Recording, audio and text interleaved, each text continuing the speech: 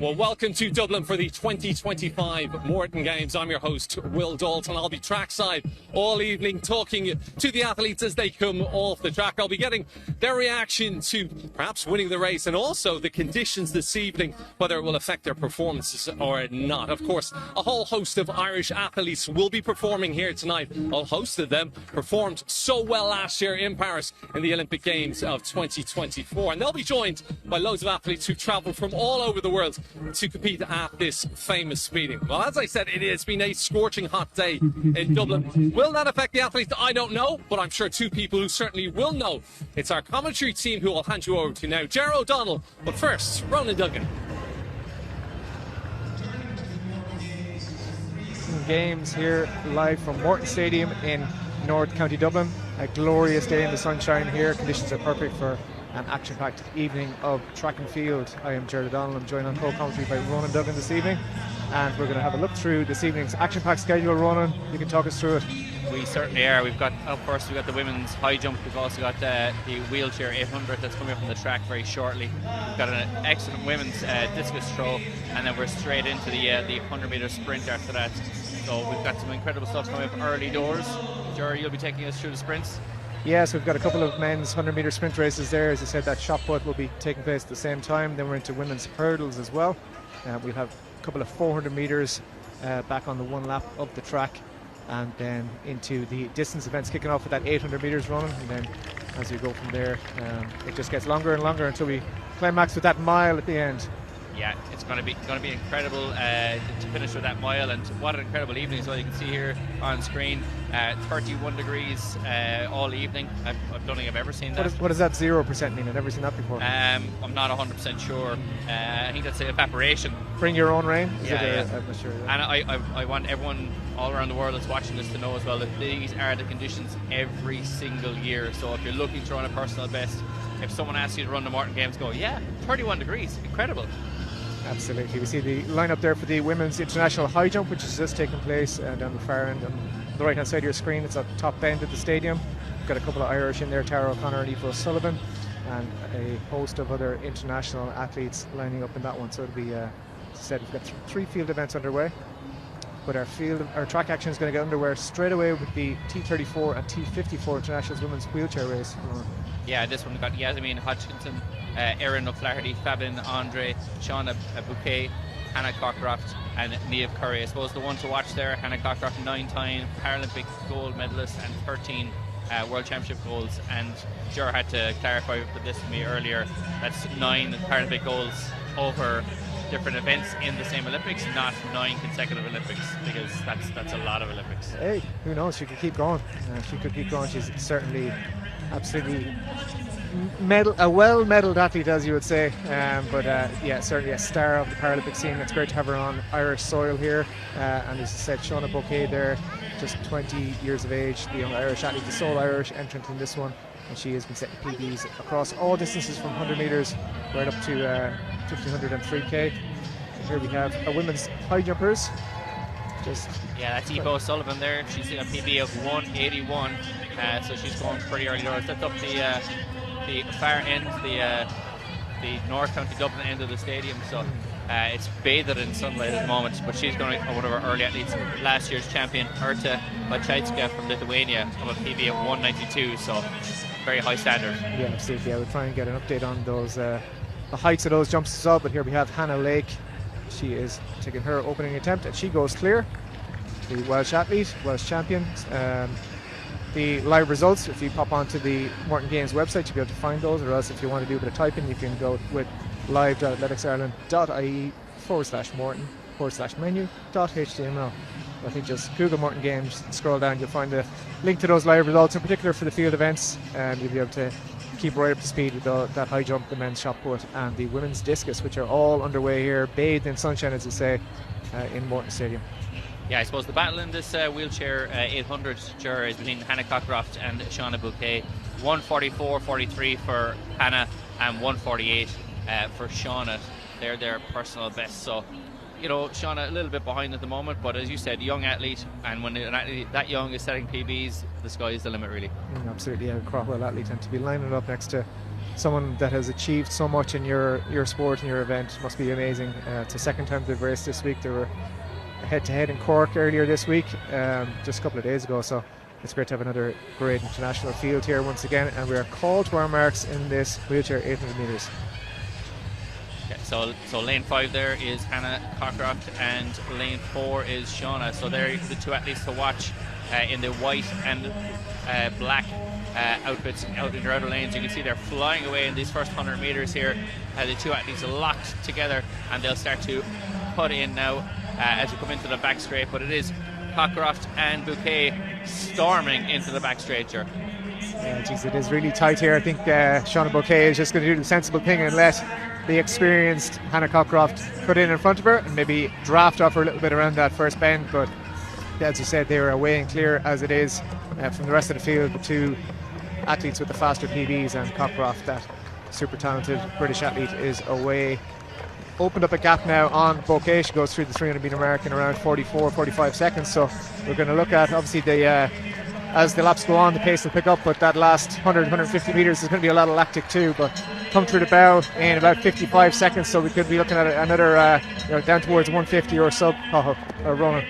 You can see that Shauna Bouquet is struggling a little bit there to keep that pace, but what an athlete to be chasing down here over this last 300 metres. An incredible shot here. And Fabienne Andre there of Great Britain, 2:01 personal best.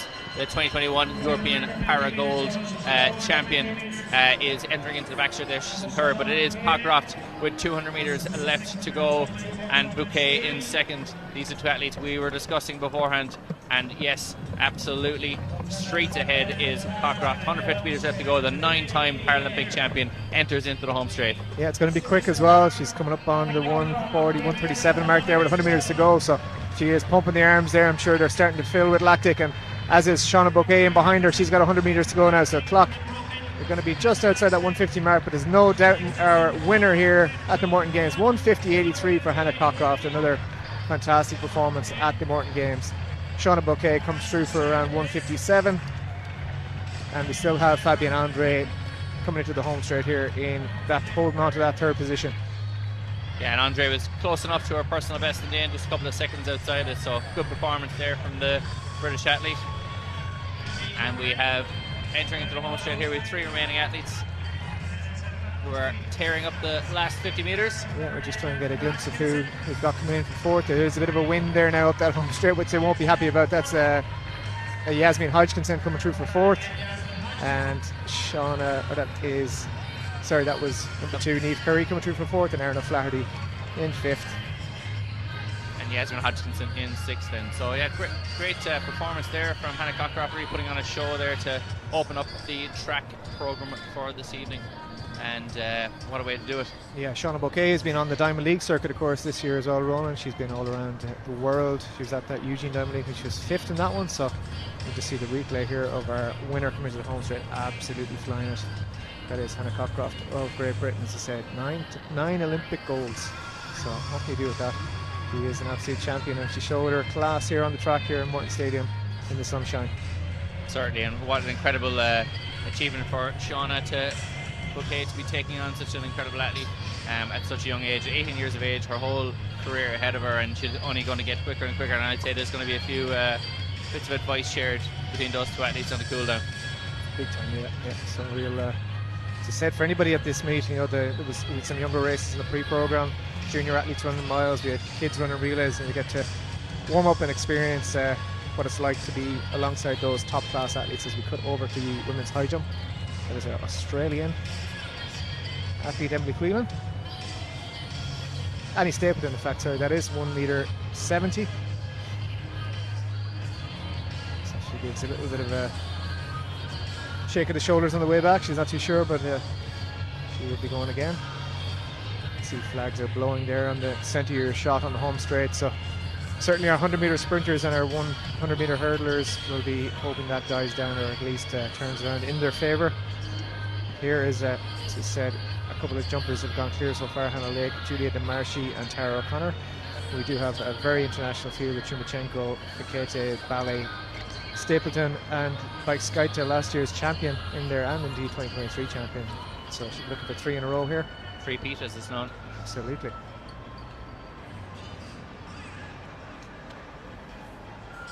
But as you're saying, Jared, the 100 metres athletes, they'll be wondering whether Noel Guyton, the meet director here, is going to deal with the devil to get such weather, you know, and hopefully the wind will die down. It's not too windy, but there is a little bit of a breeze.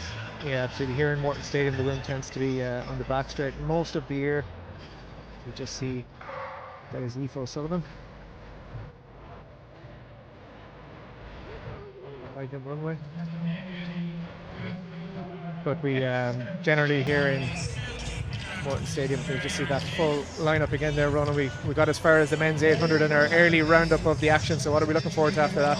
So you get the men's 5k then come up, and there's a brilliant field in that as well. In fact, all those distance races are going to be an incredible finish denouement to the evening. That 5k has got a lot of really good athletes.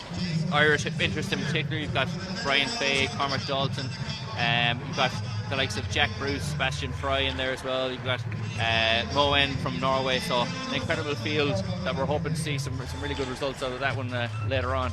And obviously the men's mile, always something to look forward to. Yeah, big time. It's going to be absolutely rapid, I think, if the conditions stay as they are, which they're due to. It's going to be perfect for that UPMC men's Morton Mile. Yeah, certainly, and obviously we had the Cork City Sports during the weekend. Got the winner of that back up, Marco Langdon, back up after winning that. I believe he was waving to the crowd down there and may have hurt his ankle, so we'll see whether or not he's going to roll with as much speed in this event tonight. But a lot of really good Irish athletes in that. Andrew Coskren in there, Nick Briggs in there as well, so great Irish interest in all the races, but also and really high quality Irish interest as well, but really high quality international interest. Absolutely, yeah. That men's mile with Andrew Coskren going 3:49 indoors to break Eamon Coughlin's national record is going to be certainly one to watch when he goes head to head with Cathal Doyle, last year's champion, and a host of international class athletes. But that men's 100 metres is going to kick off next. We've got our first race up with a domestic field. The athletics there is for 100 metres. Anthony Dillon, Jesse Osas, Alamin Bancole, Bilal Kanamoto and Raekwon Luciano in this one. So we're looking at mostly 10 mid guys in this one, 10 5s, 10 6s. So we'll see how they go. It's great to get an opportunity for them to get a run out here at this Morton Games. As we pop back over to the high jump, and we have Julia DeMarschi, should be going for her second height, which I'd imagine is D175, and she goes easily clear of that. Hannah Lake has already gone clear, as has Annie Stapleton, Tara O'Connor and Aoife O'Sullivan, with one mark against them at that height so far. Yeah, and obviously getting in what is a reasonable height for those athletes. Most of those athletes with PBs in around 180 and 185, so we're starting at an early height, a height they can all achieve, but as they get up toward the late 170s, it's going to get pretty dicey for a lot of those high jump athletes. Men's 100 metres on the line. Yeah, you can see from the right of your shot there, we've got Anthony Dillon, Jesse Osas, Alamin Bancole, Bilal Kanamoto and Raekwon Luciano lining up for this one. Just 5 athletes in the middle of the field. It'll look quite empty out there because it's a 10 lane track here, so we will have I think we might have 10 women in the 100 metre hurdles later, which would be great. It's always a spectacle when all the hurdles are stacked out in track, and if you're going to have 10 lanes you'll have 100 hurdles out there, it'll be a busy home straight here in Morton Stadium. I think your hurdles bias is showing there, Jerry, you know? Absolutely, I just want more hurdles on the track at all times. Big time. So Jesse Osas is back down to the 10.5s in the blue and white singlet there, second from the right. It's a great view of all these men preparing to get into the blocks, but he took the national under-20 championships here in Ireland just last weekend, and he's back in towards his national under-18 record best of 10.51. So let's see what he can do here. Alamin Bancole there, the under-23 athlete in the middle of Finn Gallion's AC, another local man to this track, trains here regularly. So who's going to take down this first home straight action here, Ronan? The wind, will it play ball? We'll get a good indication for those later races. And we are cleanly away, and it looks like Osas has got a very good start, but imagine Bancole will come back at him strongly as well. But on the outside, Luciano's going very, very well. Can he hold off the man from Ratoath? But it is indeed Jesse Osas, 10.67, 0.2 metres per second wind following.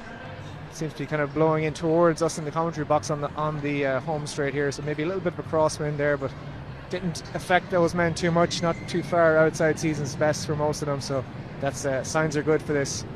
I suppose the A race, the international race, which is coming up in about 5 or 6 minutes time as well, Ronan. We'll just get a replay of that one. So we can see here on the outside to your very left, Luciano there, a little bit more sluggish out of the blocks, as was Bancole in the middle, but Jesse Osas took it from the gun and decided, I'm not giving up. Luciano tried his best there to get back at him in the middle of the race, closed that gap nicely, as did Bancole. He was coming strongly. In fact, Luciano, I think, might have just got that on the line when we see the official result. He did come through very, very nicely there on the left-hand side of your shot in lane 7. Osas is trying hard, and Bancole is storming through there in the middle. Yeah, certainly looks like Bancole is a type athlete that might go well over 200 metres as well. He finished strongly there. Yeah, he has gone to 10.6s so far this year, but we'll bring up that wheelchair result in the meantime. We'll get the photo finish, separate those. But Hannah Cockcroft, as I said, 150.94. Stormed away at that one from a great performance from Shauna Bouquet, 157.32. And Fabienne Andre will be on the podium with that 211.38. And I see medals down there, Ronan. I think somebody's stolen an idea from Cork City Sports earlier in the week, so who knows, as we always like to slag off Cork City Sports for their medals, but it brings the athletes great entertainment. You don't get a medal too often at a senior competition, so let's see if it's just for the winners or the top 3 will get indeed a ribbon around their necks. Or even like one of those trophies you'd get at school sports. I think it's probably appropriate. Plaque. Yeah. Most improved, third place. A little bit of marble with a little placard on it. Yeah. Hopefully, something, anything. Exactly, yeah. A bouquet of flowers for something Shauna. To add a couple of kilos to a suitcase that has to go back to Australia in a few weeks' time, or the likes. They'll be delighted with it. So I suppose you're looking at this stadium record here, 10-12 Johan Blake. That's obviously a name that many people will know. Incredible athlete. Is it likely to go on an evening like this evening? Depends, yeah. Like that wind is kind of, it could potentially play ball if it could get a nice, +1, +1.5, but that slight tailwind that they got for that previous race, if that can just turn slightly, then we could be in serious business. But we do have men who are well capable of running that, and I suppose this year especially Christopher Borzo has gone 10-12 himself, 10-13 in fact, and Israel Otunde, of course, that national record of 10-12 last year. We've got a lot of men who've run 10-1. OJ De Boran had his best as a 10-04 guy. That's a couple of years ago now, but he has gone 10-14 over in England just a couple of weeks ago.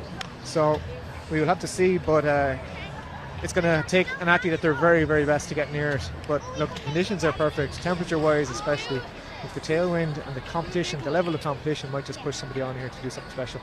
Yeah, especially as it seems like quite an even field across the board in terms of season's best and personal best. So you'd hopefully look at the potential for a meet record, and if it is Israel Olatunde who gets that meet record, it'll also break the Irish record of 10-12. So not a bad evening all around if he does that. Let's push for that. There is the result of that first 100-meter race. We do have a tie in the lead for 10.66 for both Jesse Osas and Raekwon Luciano, and Alamin Bancole 10.73 in third. Bilal Kanemoto, I think that's equal PB for him with 10.85. Nancy Dillon 11.19.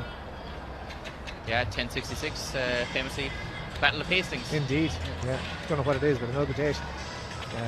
Where you're speaking of, meet records, Ronan, and we're also looking at stadium records here and Irish all-comers records, in fact, and there's a couple of them that are going to be under serious threat here this evening, especially I think both 400 metres in particular, but we did have I think 4 or 5 last year at this very meet to break the stadium record. And for those of you who know this place well, this stadium has been standing for a long time, so there's a couple of those that may stay another year or two, but it's a couple under serious threat as well.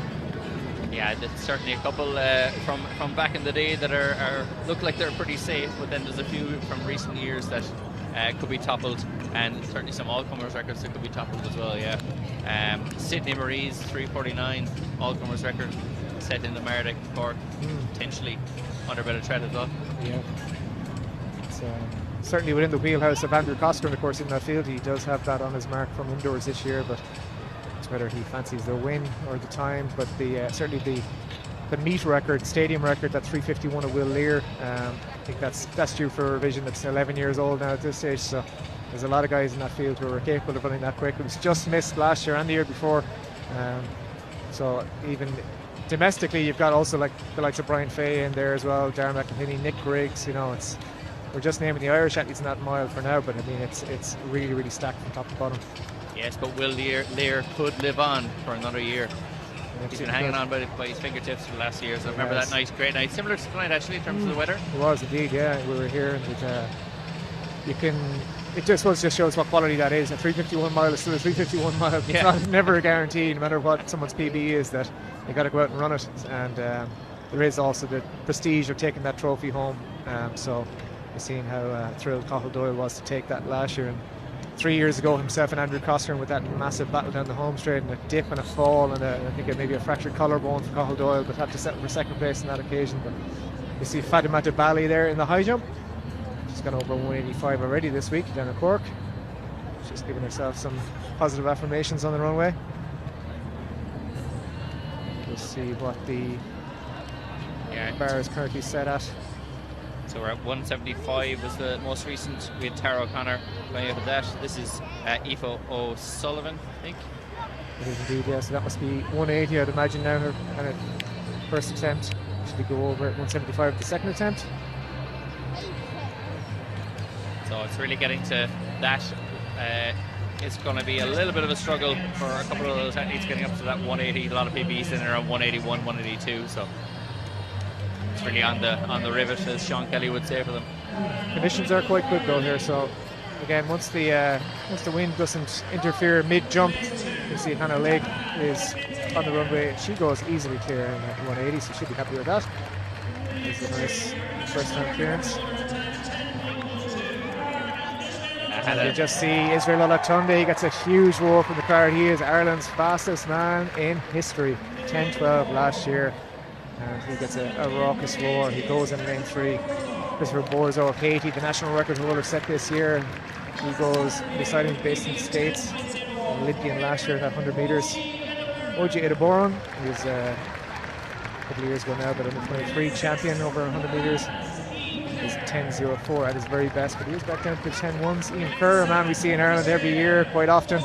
Great to see him back up here again. He has gone 10:14. He's more of a 200 metre specialist of those. With that appearance at the Paris Olympics last year.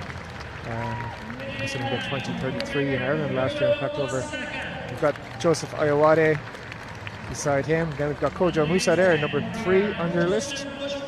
Luca Logue Fonseca, number 15 on his chest there, the Clonliffe Harrier. And Joseph Ojewumi on the left of your screen, another Irish international athlete who has been part of the relay setup in particular for many, many years here. And that, of course, Irish relay record has gone twice in the last couple of weeks. Israel Olatunde running both of those record-breaking runs. But it's going to be a big battle on here to see who can get to the line first of all, and then we'll worry about the clock after that. It's a great race coming right up here.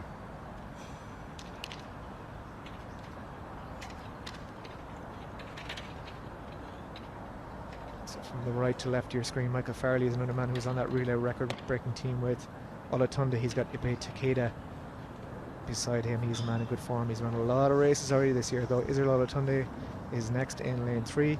Borzo beside him, Oduboran, Kerr, Ayowade, Musa, Fonseca, and Ojewumi. Irish eyes will be on lanes 1 and 3 in particular. There in the red, Israel Olatunde does get out to a very, very good start. What can he do here? He's got Borzo beside him. He's got Ian Kerr trying to push through, but Israel Olatunde is going to come through and take this. If he can hold on, he's having a great run here, and he does in fact take it. 10:21 on the clock. And he roars away around the stadium to adoring fans. He is back in business. 10.21 has been corrected to. The wind is above the legal limit, so it's a 2.3, but above anything, these lads love running fast and love racing, so that was a fantastic race there from Israel Olatunde. 10:20, in fact, it just keeps coming down, Ronan. Well, let's just look away for a few more seconds, see how it goes. Let's see what the wind changes as well, maybe. But yeah, 10:20, you can see there on your clock for Israel Olatunde. He got the hair into the braids in the last week or two. He said he's feeling more aerodynamic now, but see him there on the right of your screen. Once the gun went, he was out well, and he was not giving up that lead. Takeda there beside him had a good start too. He is a former Japanese 60-metre champion, and it looks like beside Olatunde there, Christopher Borzo did get up for the second spot, the Haitian in the white singlet, but there was no doubt in the winner from start to finish run. Just see that head-on shot I would say it was over after 20 metres, and he absolutely strode away then, and it got further and further away, and the crowd goes absolutely wild here. Went wild when he finished, and he's now making his way up the home straight, and the crowd are going absolutely insane for Israel Olatunde here, the first Irish champion of the night here at the Morton Games, and he's just gone wild into the crowd, and Israel is getting a huge amount of applause and adoration here from all the fans. Yeah, it's great to see him going over with a real aggressive approach towards his fans in the stadium. I think it's a really delicate fist bump at the end of it, but he is a gentleman on and off the track, and it's a great performance to get an Irish win there in such a class international field up against Olympians in the 100 metres and 200 metres. He is the Irish record holder for a reason. 10-2-0. He gets nice congratulations from the officials here. He'll be heading towards the podium. Great to see him, Ronan, as we said, he moved over to the States this year. He's in the same training group as Noah Lyles now, and that transition looked a little hairy during the indoor season as he adjusted to everything, a new life, new approach, new setup abroad. But now as he comes in, he's back home for the last couple of weeks, adjusted to the travel, and he's getting racing in the legs. He set national records in both the relay on 2 occasions, and now back into the 10-2s. He ran 10:23 in England for a season's best recently as well. And 10-2-0, the fastest he's gone this year in all conditions. He gets a big novelty check. Yeah, and it looks like there's no actual money written on that, so can he add in his own? Blank check, I think. He can do what he wants with it. See the packed stand here. They'll be happy of the shade here today, Ronan. Normally when it comes to 7-8 o'clock here in the stadium, it gets a bit chilly in the shade. We'll hand you over to Will here. He's going to chat to Israel.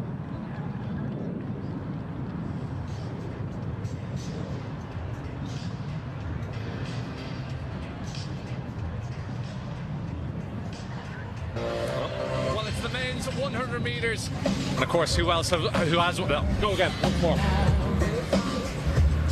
We've just had the men's 100 metres. I'm delighted to say that I'm joined by the winner of that, Ireland's fastest man, Israel Olatunde. Israel, that was some race. Talk us through it. A season's best time, I think, as well. Yeah, I mean, it was a little bit windy, but still my fastest time of the season. I just love running at home. It's so fun. This is what the sport's all about, coming out here, having fun, getting the crowd involved. It's just a lovely race. You're based in Florida now. How's training been going and the change? It's been great. It's such a change for me, but I have such a great coach, great training partners who help push me on, who teach me so much. I'm training with the fastest guys in the world, so it's a pleasure and I'm really enjoying it. And listen, there were some fast guys in that race. Lots of guys in around the 10-second mark, and you're now there among them. Is there a new confidence in Israel Olatunde? I feel like it's always been there, but it's just great that's why I love coming to Morton Games and racing in Ireland at these meets, because there's always great competition, but also I have the crowd on my side, so I have an advantage, so that's why I love coming out here and putting on the show. And listen, it certainly was a show. The crowd loved it too. I know it's a big build-up, but we have to ask you at the end of the season, the World Championships, is that now full steam ahead towards that? Is that the big aim for 2025? My goal is just to be the best athlete I can be, and I know I'm a World Championship caliber athlete, so that's definitely my goal. Israel, we can't wait to see you run again. That was an amazing, incredible one. We'll see you soon, and best of luck for the World Championships. Guys, that was Israel Olatunde, Ireland's fastest man, taking the 100 metres. Back to you up in the commentary position.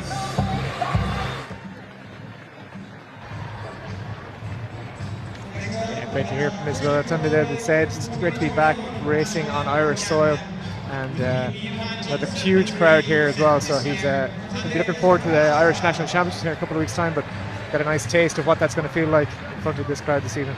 Yeah, an incredible run there from Israel Olatunde, and not only is he getting faster running with Noah Lyles, he's also becoming more of a showman, so the crowd loving him here this evening, and as you said, national seniors in a couple of weeks' time.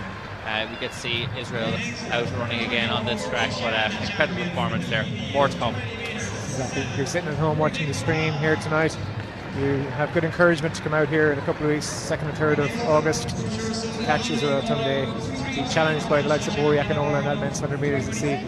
10:20 for the win. Christopher Borzor there, the Haitian, 10:28. And Kojo Musa got up for 3rd in 10:31. Danish 60-metre record holder from Takeda. A really strong field there, and you're hoping to see plenty more results, plenty more Irish winners hopefully in those international fields as the evening progresses. men's shot put up here now. Callum Keating, Liam Shaw, Yefet Bogle, Stephen Wyland, Victor Garinakis, Tadis Kwashaiga, Antonius Lapervilla, Nick Palmer, John Kelly, and Simon Mazur. Big field. Really strong field here, and we're going to have a second page as well, I think. Maybe not. Eric Favors is going to be the man to beat in this one. He's I think he has the strongest PB, or certainly in the man in the best form.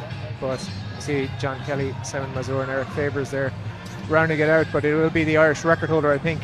He threw towards 20 metres just during the week, 1981, I think it was, down in Cork. So he's in good shape and good form, and he's going to be looking to, of course, this is the European Athletics Continental Tour bronze meet as well.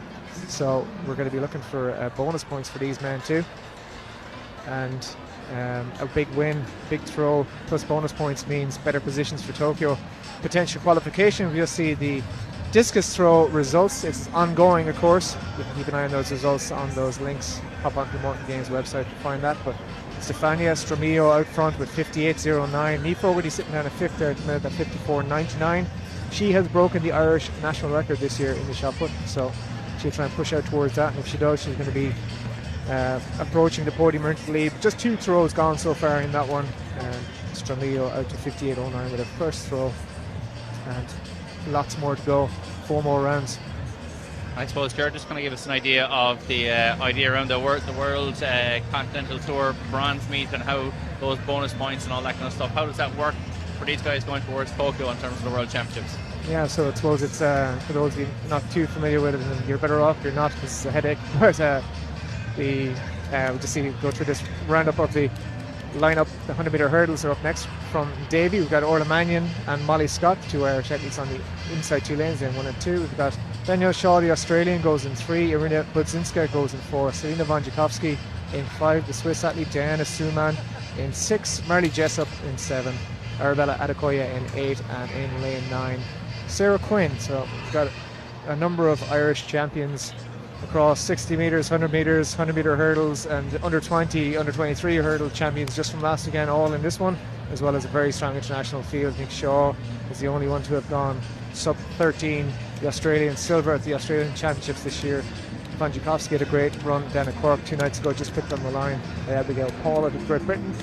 But we will have, you'll see that's one of our Australian high jumpers back on the runway. That is in fact Annie Stapleton. She's going for 181 here at the bars now, so it was 178 that previous attempt for all the athletes that we said that went clear, so the previous shots that we had. Stapleton is on the runway.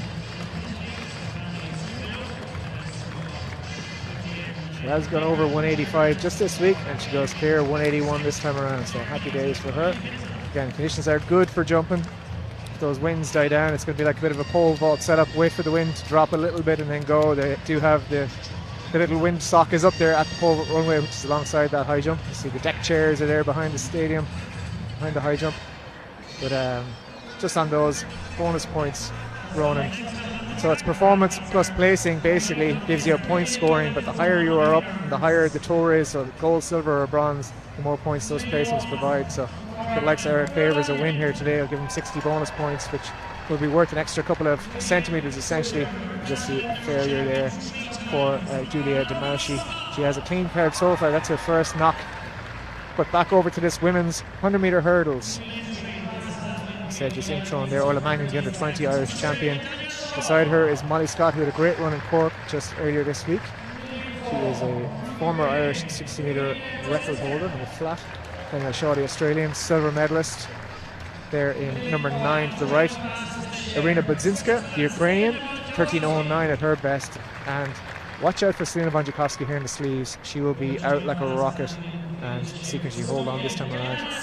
The Swiss athlete Diana Suman is a 20-time national champion, the Estonian, but he's competed indoors and outdoors at the European and World Indoor Championships this year. Marley Jessup, the young athlete from Great Britain. Arabella Adekoya is the Irish under 23 champion this year, with number 3 on her bib. And Sarah Quinn is a former Irish champion over both 60 and 100 metre hurdles. So she's getting back into good form here now, and great to see. And I suppose we're looking really at those middle lanes. You've got athletes like Danielle Shaw there with that 12.98, and then all the way back in those middle lanes then to Diana Suman with 13.07. So it was a good mix of athletes in and around the same level. Big time, yeah. And of course in the hurdles are there for a reason, to slow you down. So let's see what happens here. It's never always plain sailing for the hurdles events.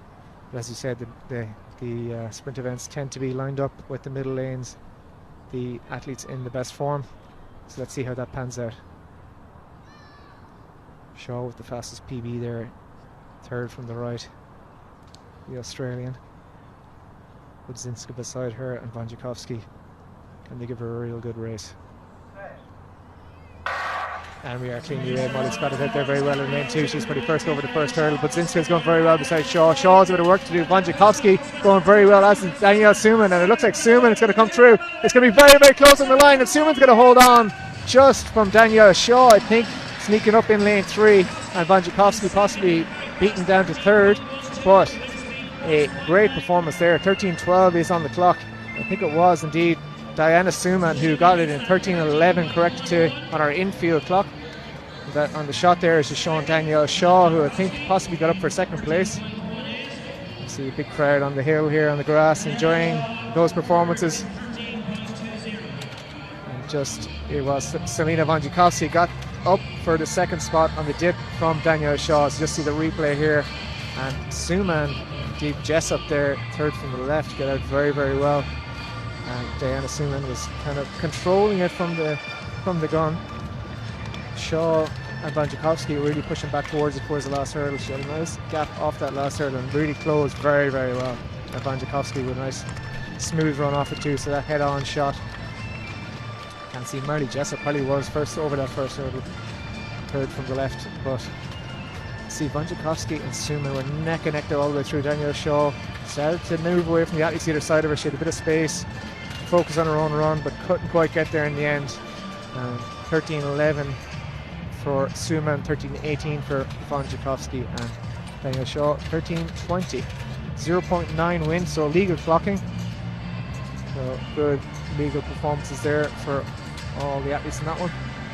And the wind's dying down as requested as the evening progresses. And you can see shots of the crowd there, more and more people streaming in as the evening progresses. Next we're going to have the men's 400 metre sprint, then the women's 400, the one lap tango as my colleague called it on the news earlier.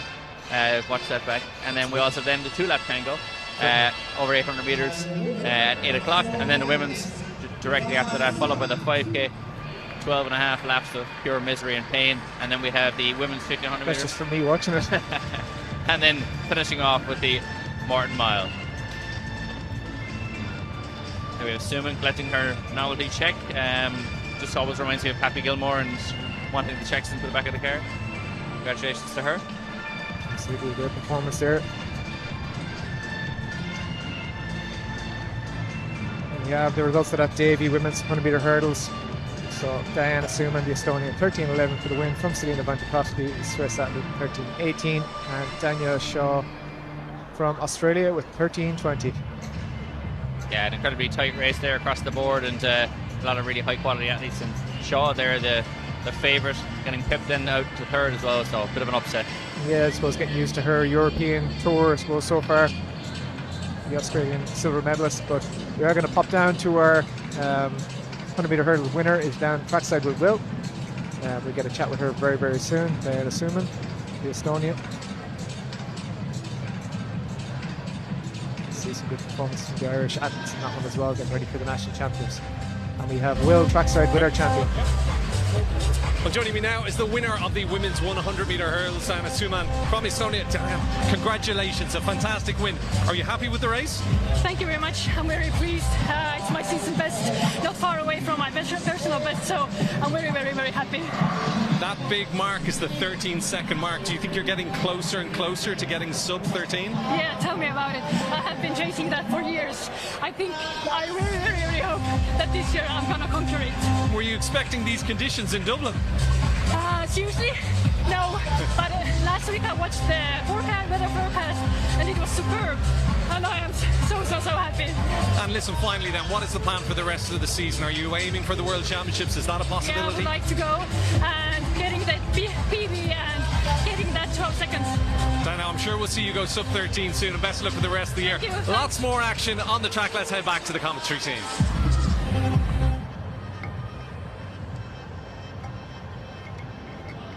Yeah, great to hear there from Dan Asuman there, the Estonian winner of our 100-meter hurdles. So up next on track we have the Loki Sports men's 400 metres.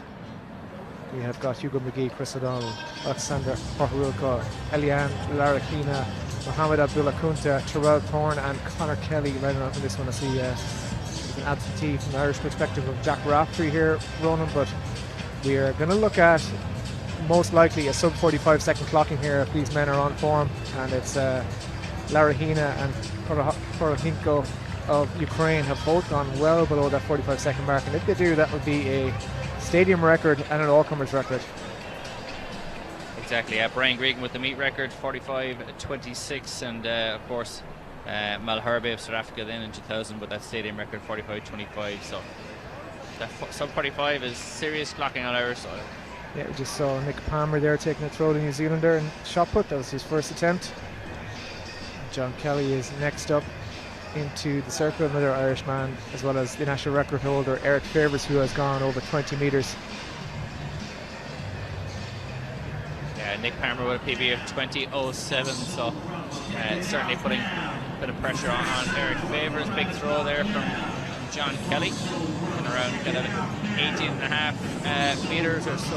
John Kelly there, which is decent throwing. He's PB, of course, 2016, but the season's best of 18.25. You can see here on screen Tadeusz Pachaka is leading this one at the moment, 18.40, but Nick Palmer certainly capable of throwing that far, and Favours and Mazur still to go. Mazur about to come shortly. See, the bar goes down from last year's champ. Yeah. So, oh, that's Urta Baskaita, rather. Apologies. He said last year's champion and the year before. So, bar is at 181 for Urta Baskaita, the Lithuanian. So that'll be her first failure. She skipped the previous height of 178. She'll be back for round two. Yeah, this is Simon Mazur. Delhi from Poland with a 2018 personal best, so close enough to that 19 metres there, I'd say, but 18.91 I would say he threw there, so it would be a seasonal best for him.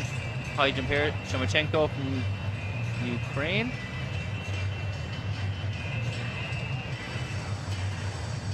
PB of 194, 2018 World University champ, but not the champ today in this one so far. No, that'll be her first attempt and knock at 181. As we look at that men's 400 metre lineup once again, so Hugo McGee goes in lane 2 now. He's been moved out of lane. Chris O'Donnell, part of the European champions team of the mixed 4x4 in Rome last year, two-time Olympian. Alexander Porhuilko is a man coming into the form of his life, or is already there perhaps, because he's had a breakthrough this season. Ukrainian national record 44.81 at the European Team Champs in Madrid, just behind Sam Reardon a couple of weeks ago, and he's got it all to play for up against Eliane Larakina of Argentina. He's another man in national record breaking form, 44.67. He had another sub 45 second clocking just last week, so those two really are going to be the men to take this one on. Mohamed Abdullah Kunta has a great PB of a 45.0 as well, but not quite in that form just yet. He's 46.00 so far this year, but it's going to be a real cracker of a race here. Conor Kelly on the outside is just 17 years of age, and inside him Terrell Thorne, the Australian, just 18 years of age. He's the Australian vice champion, in second place at those Australian Championships earlier this year in 45.5. So if he can keep up that kind of form, he's going to be right up in it this year, or in this race in fact. Conor Kelly is the national indoor champion for Ireland as well at just 17 years of age. He'll be pushing towards European under 20s later on this summer. 46.06 already this year for that under 20 national record. So we can see that full lineup there from left to right. We have got McGee, O'Donnell, we've got Porhuilko, Larakina, Abdullah Kunta, Thorne and Conor Kelly.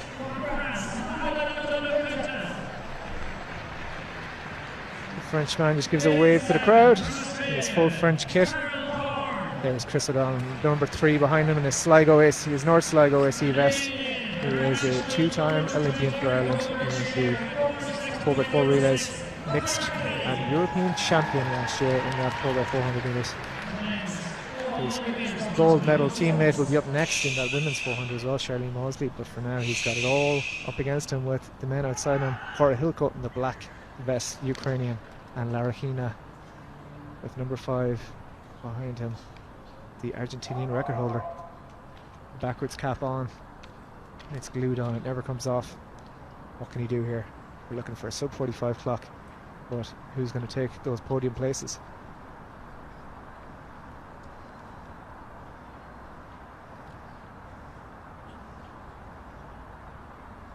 McGee, O'Donnell, Porahilko, Larahina, Abdullah Kunta, Thorne and Kelly.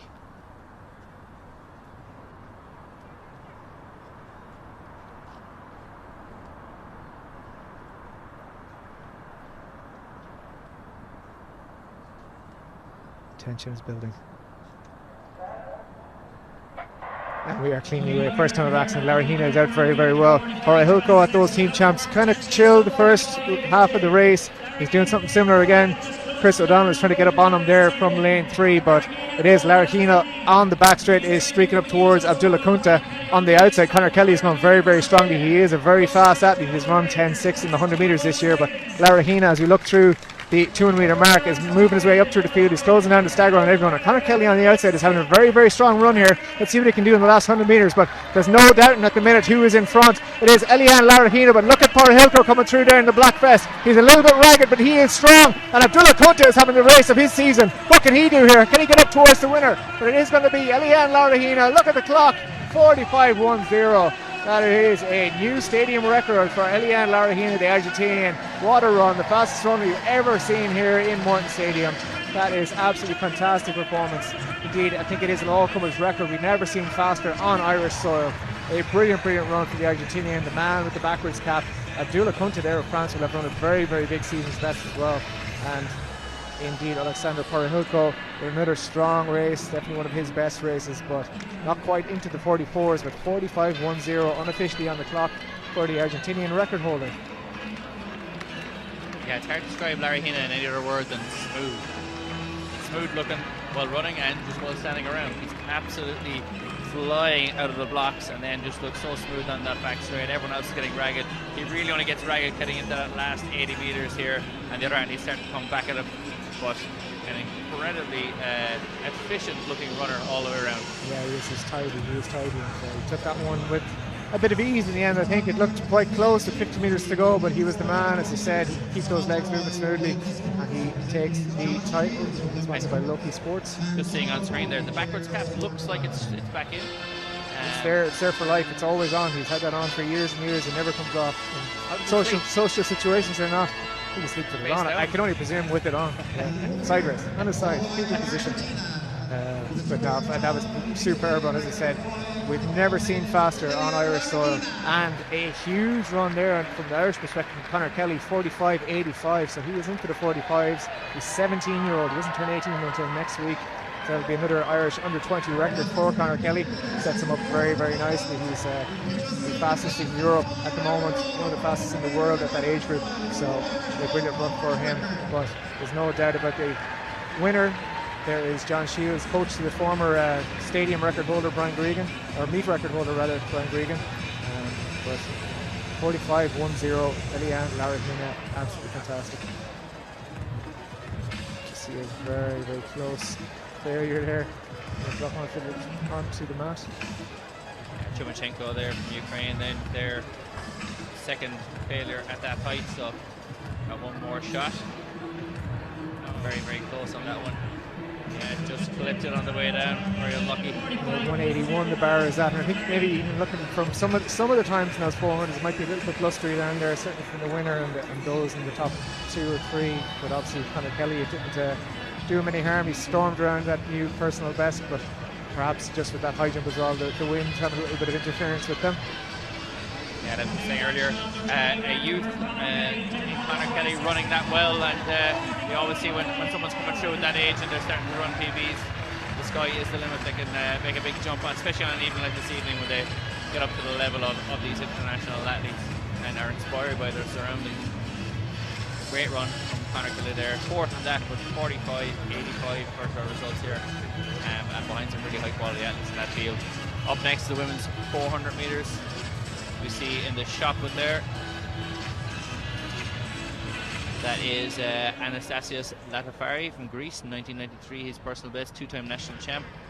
As you see the results here on screen, 45.08, all-comers record, fastest 400 metres ever on Irish soil. Incredible. Yeah, great run there from Mohamed Abdullah Kunta as well. Big season's best for him, 45.44. And Alexander Porilko, 45.54. And from an Irish perspective, a brilliant run from Conor Kelly, 45.85, a huge run, breaking that 46-second barrier for the first time, 17-year-old, and that Irish under-20 record. Yeah, incredible running from Conor Kelly, and we're going to hope to have a chat with him at some point over the next while. We got the women's 400 coming up now shortly. Good Irish interest again in this one, Gerard. Absolutely, yeah, in particular there in lane 4 with Charlene Mausley. Of course, a name very synonymous with 400 metre running in Ireland, in particular the relays.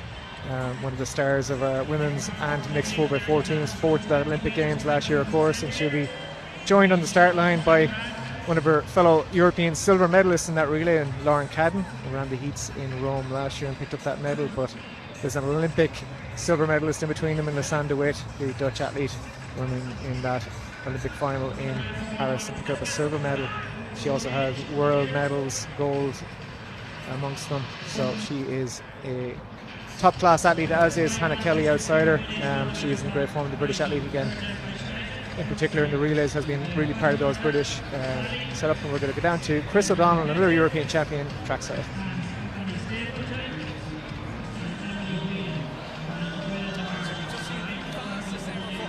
Here at the Morton Games, but joining me now is Chris O'Donnell from Team Ireland. Chris, talk to me about that race. Sixth place, but it's just about getting back into race mode for you, isn't it? It's been a tough 2025. Yeah, it was for me. Obviously, it's a very good race, probably the best ever 400 at Morton Games. So it's great to be part of that. Yeah, personally, I've had a very tough year, and this is my first run out individually for over a year in the 400. So I wasn't sure what to expect today. Obviously, I would have liked for it to have clicked, but that was a strong possibility because I haven't done the work. I've been rehabbing more and doing more endurance work. So I needed today to kind of just get back into racing. Obviously, you'd probably like those to be low key. I did it in front of a big crowd here, but it's still great to be here. I wanted to be here, and in the next 2-3 weeks, it's just going to be about getting that race sharpness, because obviously I don't have it at the moment. And listen, it is just fantastic here. We see the crowds up in the stand and all around. The weather came out tonight as well. Perfect conditions, really, too. I know, yeah. I think pretty much every time I race here, it's 12 degrees, windy. So it's a big change. It's brilliant night, great crowd, great to be part of. But personally, I will do a lot better, and I need to do a lot better. But yeah, it's just get sharpness now. And listen, before you go, talk to us about the plan then for the rest of the year. We know Tokyo's coming up. I'm sure that's a bit of a marker for you, is it? Yeah, it's kind of, I'm using these July races to kind of build up, and then hopefully have a good month of August. We've got nationals coming up early August. I'd like to be in good shape then, and then after that, we've got 2 or 3 weeks to run the standard for the deadline, end of August. So I'm hopeful of having a good August. Good. So Chris, fingers crossed for the rest of 2025. We'll see you back out in Morton Stadium very soon. Let's get back to the action.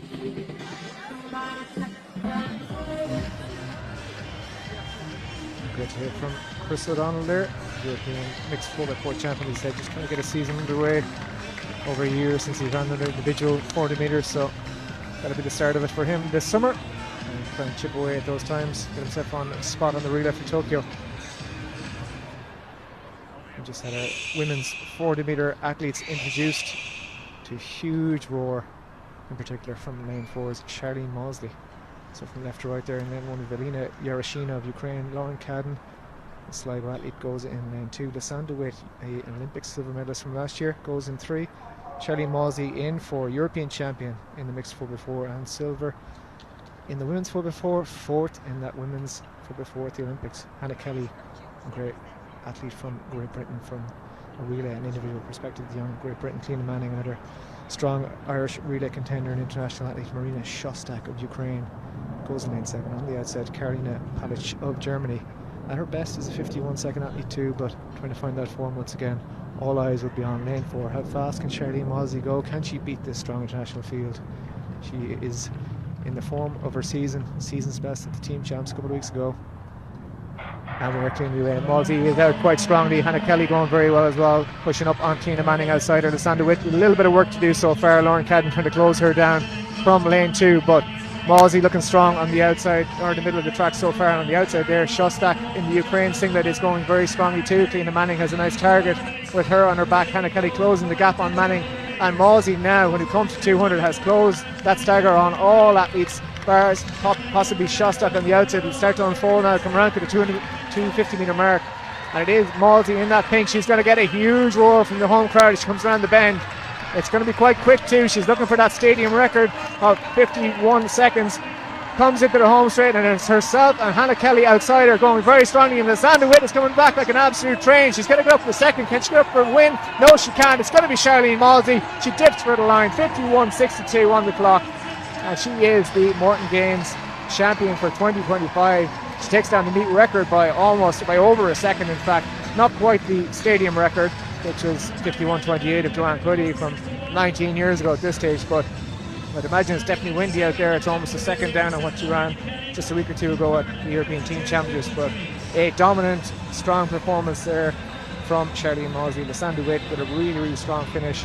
She has run a couple of 8s this year and done a lot of pacemaking as well, but certainly has the wheels still. She's got back into the 51s just last week for her season, so 52.07 unofficially for DeWitt, and Hannah Kelly with a 52.53 unofficially in third. You just see coming around the bend here, that is Charlene, of course, coming around well clear of the field at this stage. When you just look at lane 3 there, Lysandra Witt is miles back. How she clawed that gap back down to just 0.4 of a second, but Hannah Kelly running strongly as well, holding on for that third spot. But there was no doubting our champion here at the 2025 Morton Games. But another man who's after putting on a show, Conor Kelly, is down trackside with Will Dalton. Conor Kelly joins me after the men's 400 metres. Conor, 4th place and an under 20 Irish record. Congratulations. How was that for you? Yeah, it was great. There was a lot on this race actually, because I haven't really told anyone, but it's my 18th birthday in a week, and I wanted a 45 when I was 17. I want to be able to say, yeah, I ran 45 when I was 17, so I'm so happy with this one. You just seem to continue to grow and keep ticking boxes, setting yourself new goals. What's the next goal? What's coming up over the summer for you? This summer, definitely European under 20s. I'm coming for that gold, to be honest, yeah. I wouldn't be happy with anything but gold. And what about then looking further ahead? Are you looking to try and nail down a place in the relays? Yeah. Definitely a possibility. To be honest, once I've got under 20s out of the way, everything else is a bonus, but after that, I got to make that push to 44. Conor, I want to be a 44 runner. And we have no doubt you will be. We look forward to continue to seeing your progress over the next few months and for the rest of the year. Let's get back to the action now. Thank you very much.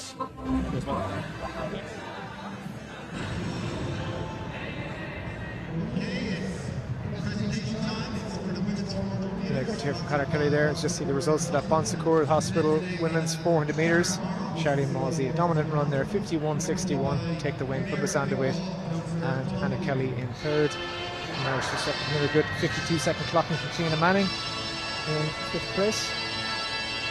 Conor there, Ronan just saying how he really wanted to be a 45-second guy when he was 17. He's 17 for another week, so he ticked that box quite nicely. So it's, job done. He said he can always, for life, as you said, say he ran 45 seconds when he was 17, but hopefully at some stage he'll be saying he ran 44 seconds at an age, and maybe even 43 at some age as well. Yeah, it's incredible running at just 17. Incredible stuff from Conor Kelly. This is Charlene Mosey here with our check, blank check again. Yep. With that 51.61 for her, the meet record. DeWitt really strong over that last 100 metres, but first 50 or 60 looked like she was running 800 rather than the 400.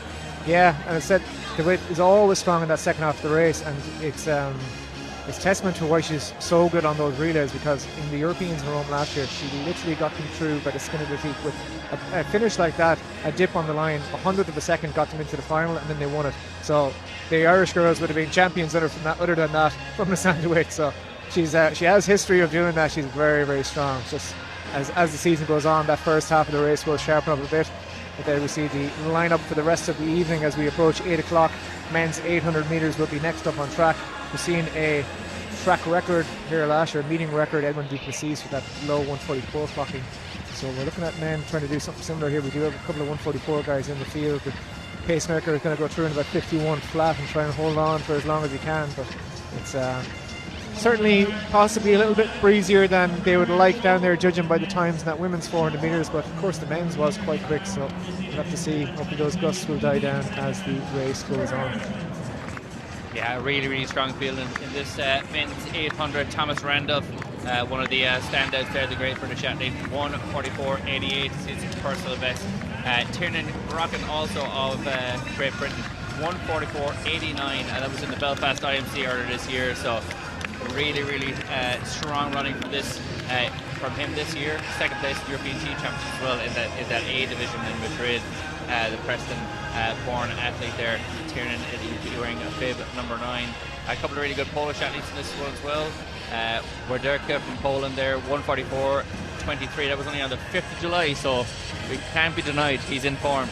And that is a personal best and season's best, of course. And a 3:35 athlete then as well at his best over 1,500 metres. So really strong running across the whole field. Irish interest, Cian Phillips, he was second in the Corsi Sports earlier this week. He ran 1:45.33 in Boston earlier this year as well. Also has the B standard for Tokyo this year. So we're going to be going down to Charlene here and Will.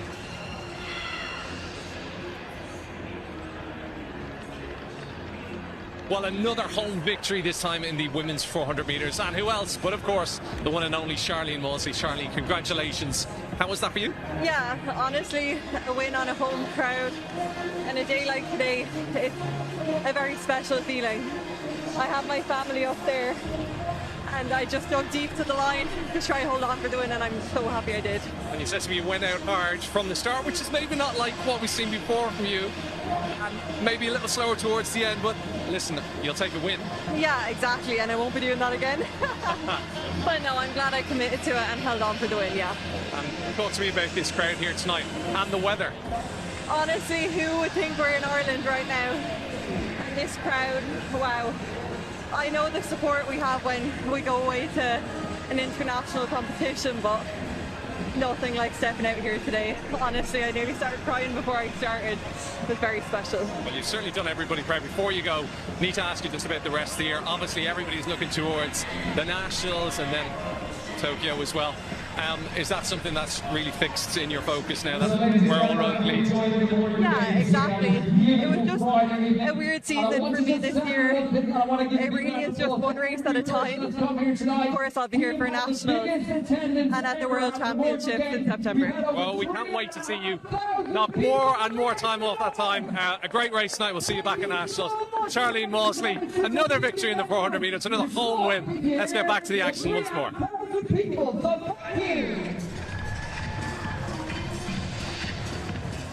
Yeah, great to hear from Charlene Mosley there. As I said, winner of the women's 400 metres, of course, tough couple of Charlene with the bereavement of her father, so has her family in the stands here to cheer her on. She held on for that win for them. She said 3,500 other people forced her to get across that line with all the air in their lungs. So great performance from Charlene, and really great to see her on home soil winning in such style. Yeah, it certainly felt like a football stadium, and they were trying to suck the goal in, and they were trying to force Charlene over the line there, but everyone's cheering. Yes, this men's 800, the likely Irish contender here is Cian McPhillips, as I said earlier, a 1:45 athlete. But we've got a couple of British athletes and a couple of Polish athletes who are likely to be amongst it here, running 1:44 earlier this year. Tiernan Rocken in lane 7, and Maciej Werdyka also did 1:44 just last week, so he's the World University Games champion 2 years ago, and 3:35 athlete best as well. Watching out for Piers Copeland in there as well, wearing bib number 5, 5th in the European Indoors in 2021 as a tactician. He's back after a difficult couple of years, coached by James Thee, and he's run a 3:54 mile this year, so he's going to be very strong as well in this field. So really even field.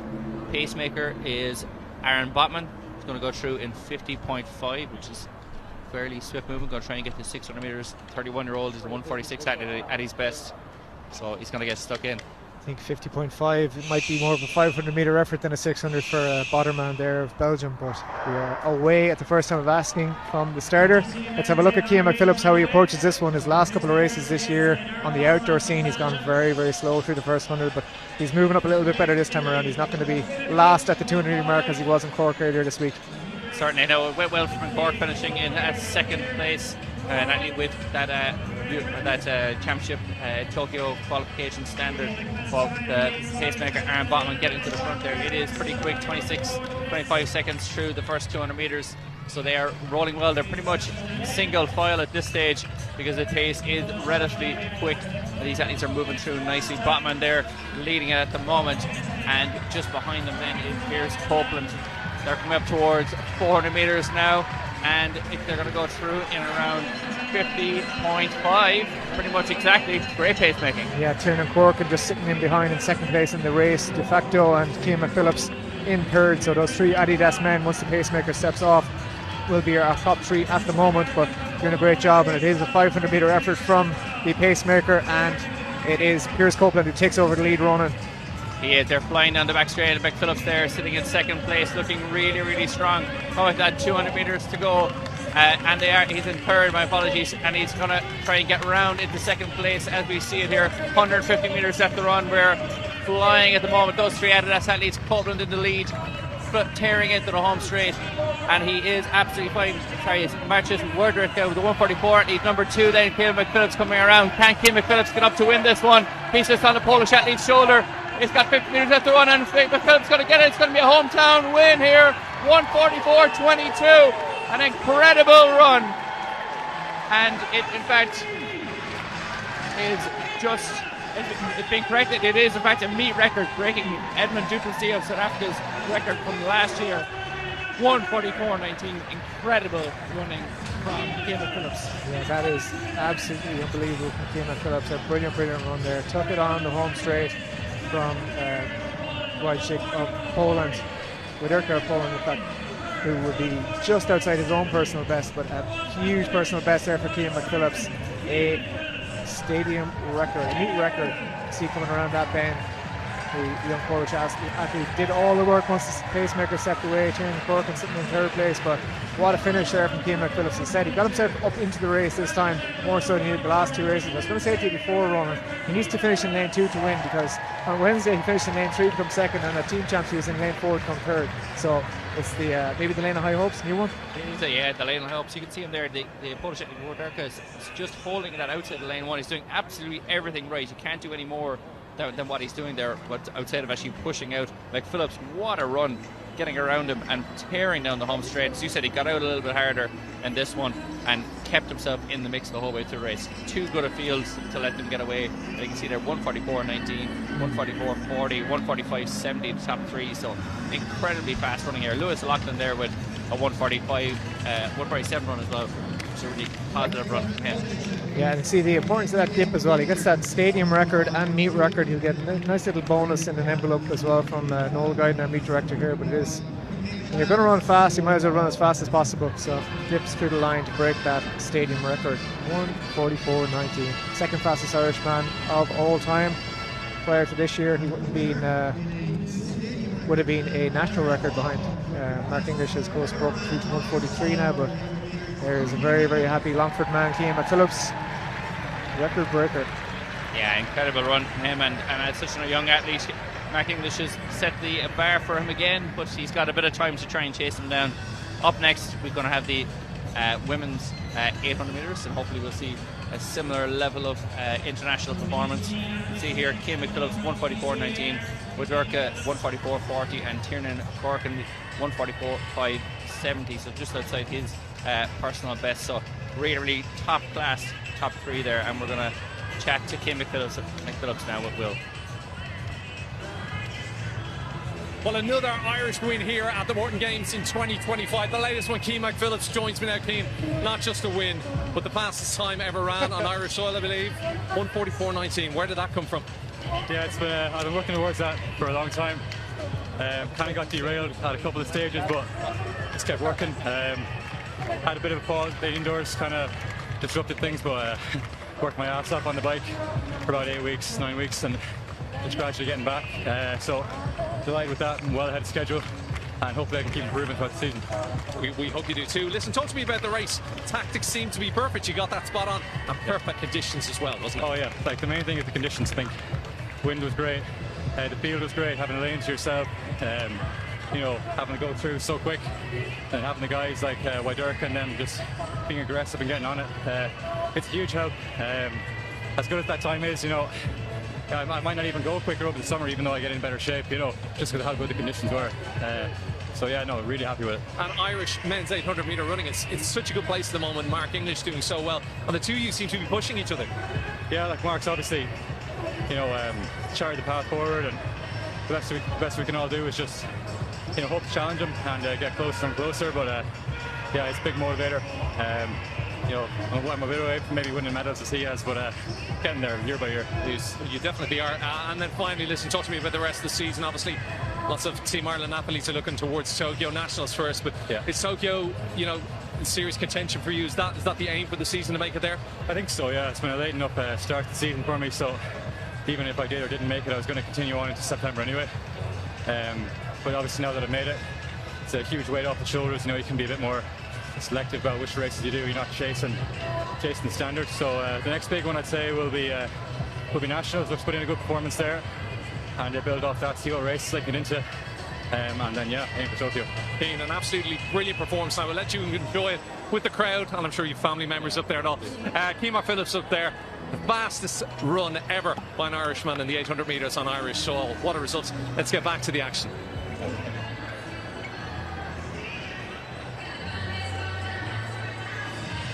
You can just hear, great to hear from Keemar Phillips there, but this is John Kelly in the chocolate circle. I think he's definitely going to be out towards the season's best with his reaction for sure.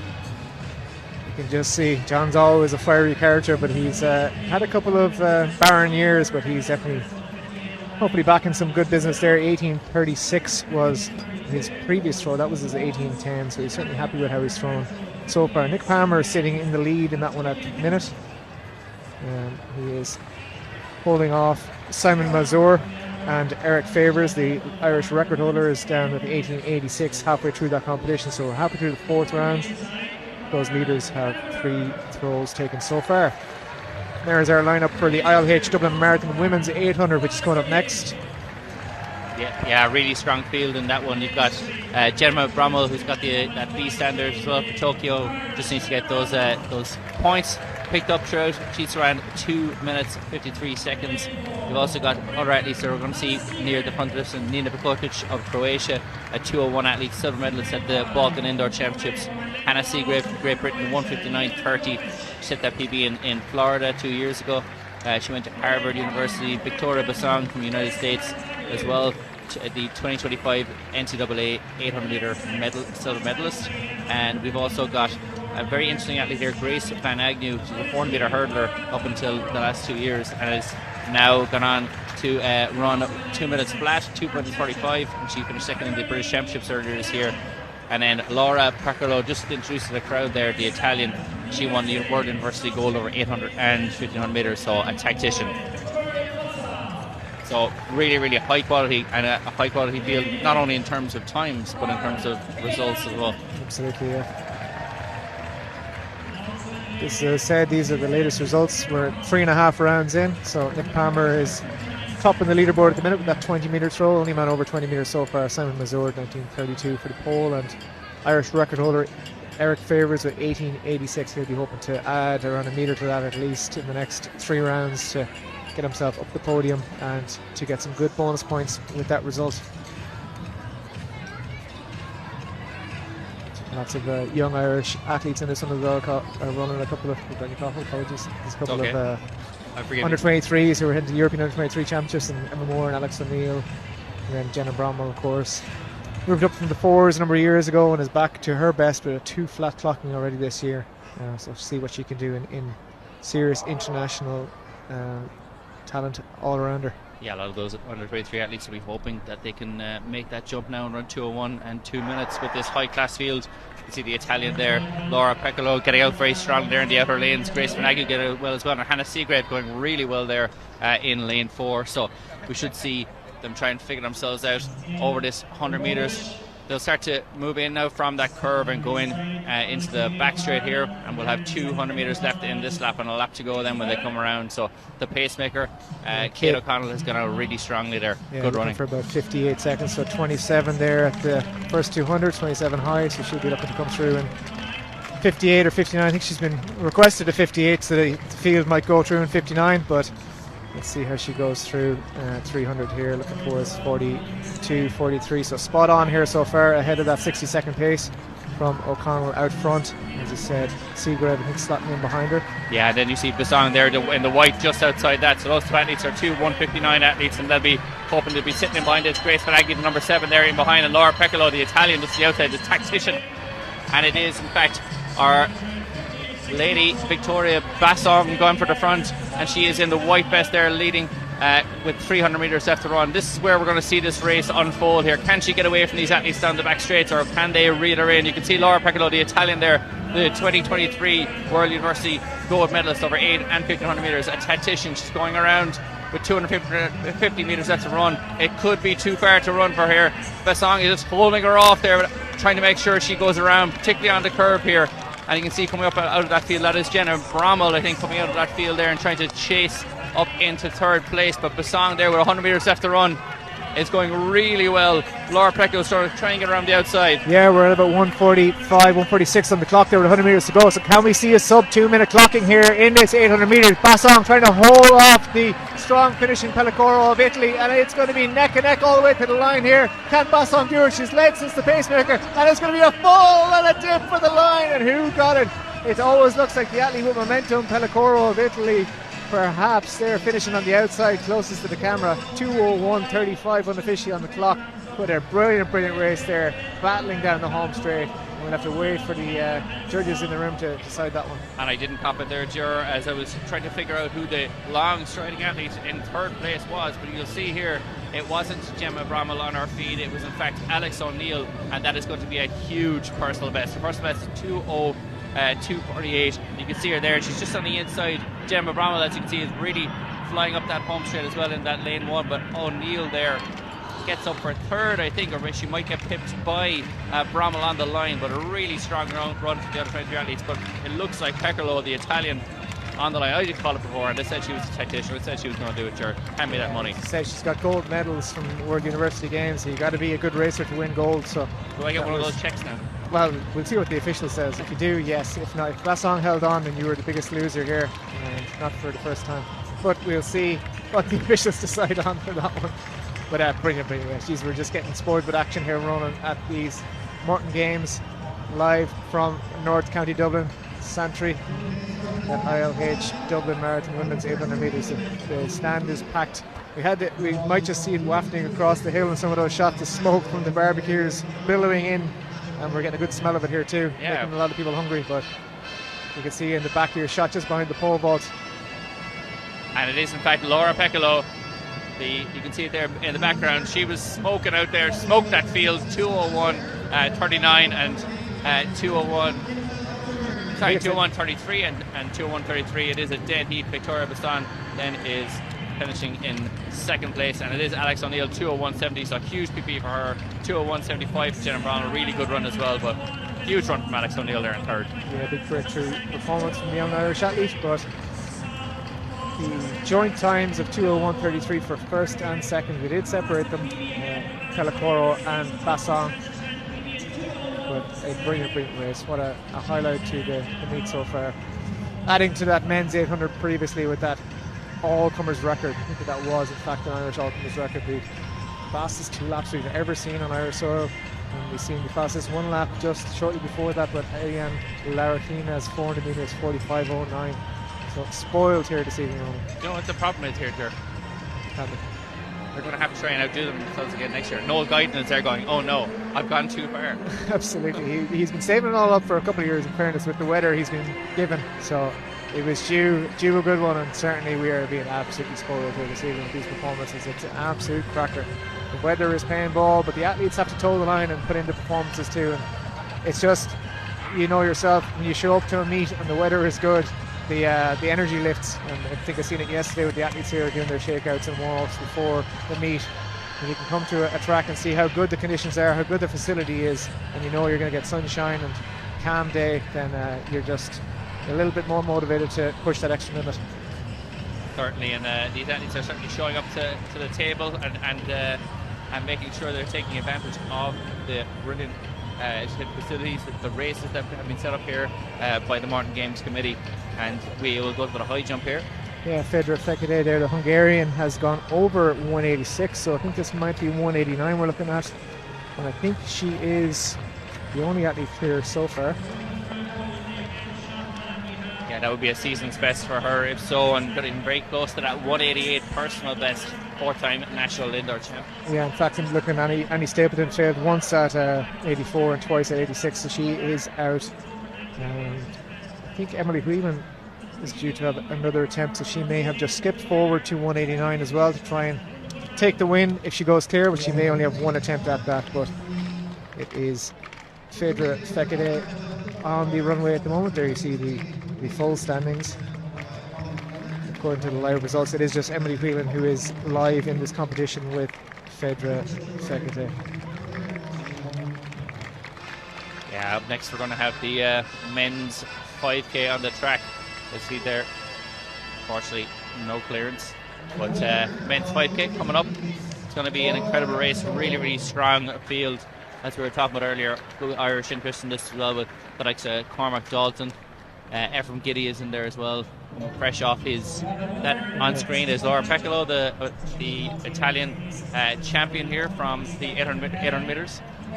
Delighted with her trophy and what appears to be a very kind of miniature bouquet of flowers. It'll fit in the bag nicely. Yeah.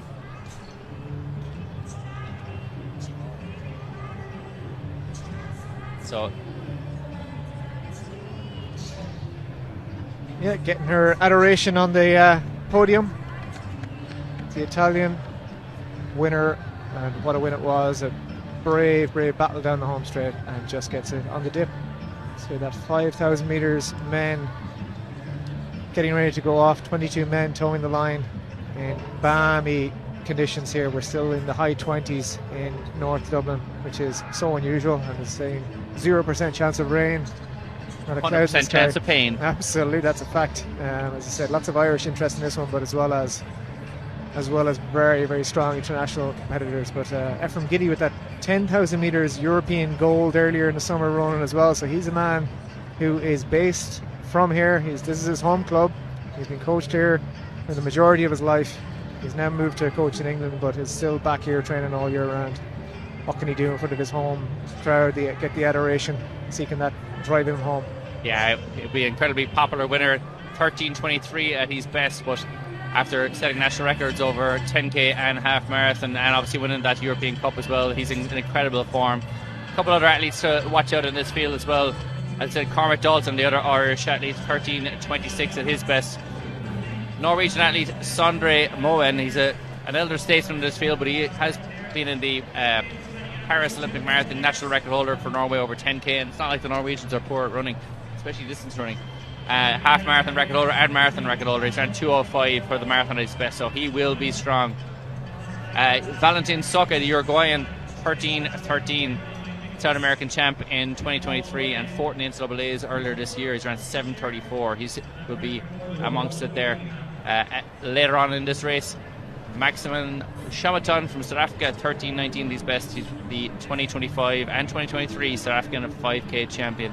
Matt Strangio, 13:23 his best. 13:36 earlier this year, the American who went to the University of Portland. And finally Florent Lapalec, great name, from France, 13:29. He's the silver medalist in the 2021 European Under-23. So these athletes are the most likely to be amongst us at the end. And a special shout out to the pacemaker Jason Clayton, goes to the University of Loyola Chicago, and he's good friends with my cousin and was in my house there pretty much all of last week, and generally seeing the delights of West Cork as well as around the Cork City Sports. Indeed. eating your cereal and drinking your tea and coffee. Well, I hope not. Hopefully not. Yeah, we will have another man in that one from the domestic perspective that will certainly, I'm sure, give it a good challenge is Cormac Dalton.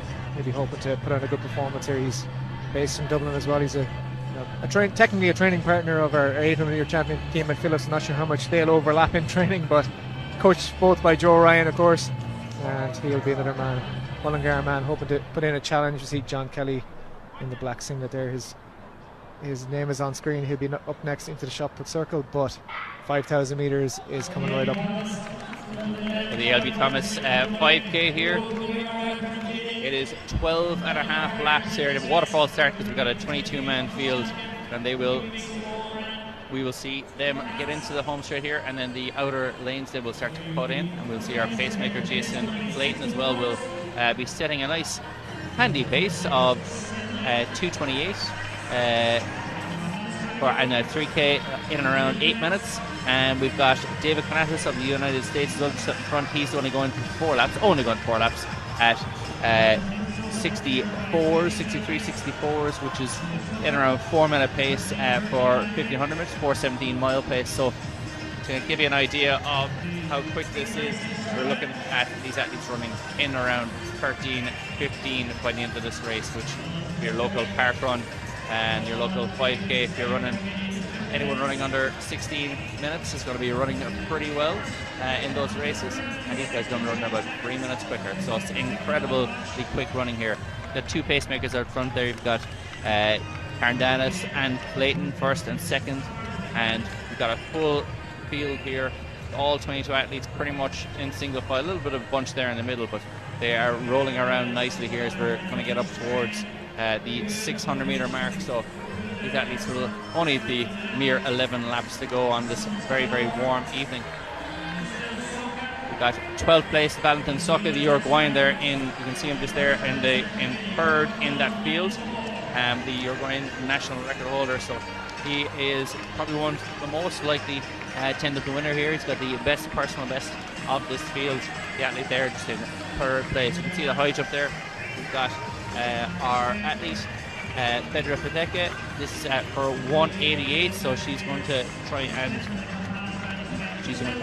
set a personal best here, hopefully, if she sails over this, and she does so, and an incredible jump there from Fedra, and she's absolutely delighted with that. So I suspect we're looking at 189 there and a personal best for her, so she'll be delighted with proceedings and will only go and set the bar a little bit higher. So back to this men's 5k field here. Got that athlete Valentin Soka in third place, number 20 there, tall athlete Matt Strangio. I mentioned him earlier, the Portland athlete. He is the taller athlete there in the purple, just in fourth place in that field. Jason Clayton there, the athlete from Loyola, in second place. He is a pacemaker, and he's going to take over and bring him up to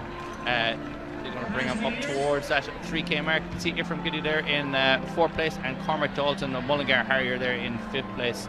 Went to the University of Tulsa, and those athletes are going to be battling at the national seniors later on in the summer as well, and have battled many times, know each other very well.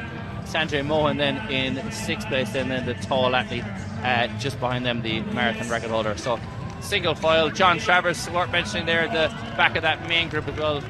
Great moment here many years ago on the Morton mile race. The crowd went waxing wild. John Travers running 3:55 for the mile. So an elder statesman of the field now at this stage, but still well capable to be amongst it here in this international class field. Yeah, ran his 1500 PB in that race as well. He was going through in about 3:51 pace, but got through in 3:37 through the 1500, got that PB down, and then finished in 3:55. That was a big breakthrough for John back then. That was pre-super shoes or spikes era, I suppose, so it was a even more impressive feat, but he slotted right in here trying to hang on to that main pack just behind the Hungarian István Szolgai. Yeah, you'd have to think that's probably worth maybe 10-15 seconds faster these days. Oh, John's surely 3:40 miler, yeah, at least. So our early pacemaker David Cardanis has dropped out as scheduled, and has done an excellent job to this moment in time. And Jason Clayton, the University of Loyola athlete, Randy Corsley's sports during the week, he is taking over, taking a quick look at the watch. He's leading the Uruguayan Valentin Soca there in second place, and as I mentioned earlier on, Matt Strangio, the tall athlete there from the University of Portland, is just in front of the hometown favourite Ephraim Giddy. Cormac Dalton, the Mullingar Harrier, just in behind, and that is Jack Bruce then there, the athlete, tall athlete there, number 8, the Australian.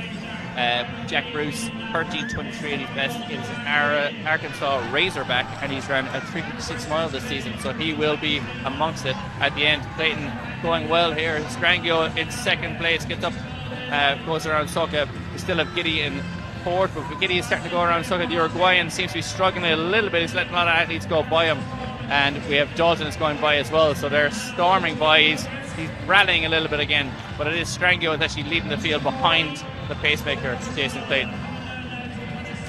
Yeah, he moves up just behind the pacer, do a bit of the work. Soca seemed happy enough just to slot back into the field there and let somebody else maybe do or become the next pacemaker once the pacer steps away. But he does just take his split, the pacemaker, and look at his watch. But Soca, of course, is part of that great mile down at Cork and Wednesday night as well. So maybe just feeling the effects of that speed in the legs at the moment. But he's sitting comfortably again now in third in the race, just ahead of the Mullingar man, Cormac Dalton.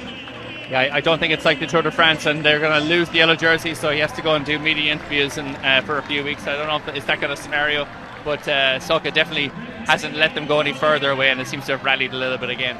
Probably, as you said, just letting them do a little bit of work and not be there at the end when Clayton drops out in about 2.5 laps. Strangio there in second place, Giddy in third, Soca in fourth, Dalton in fifth, and it is Bruce then in sixth place, the tall athlete.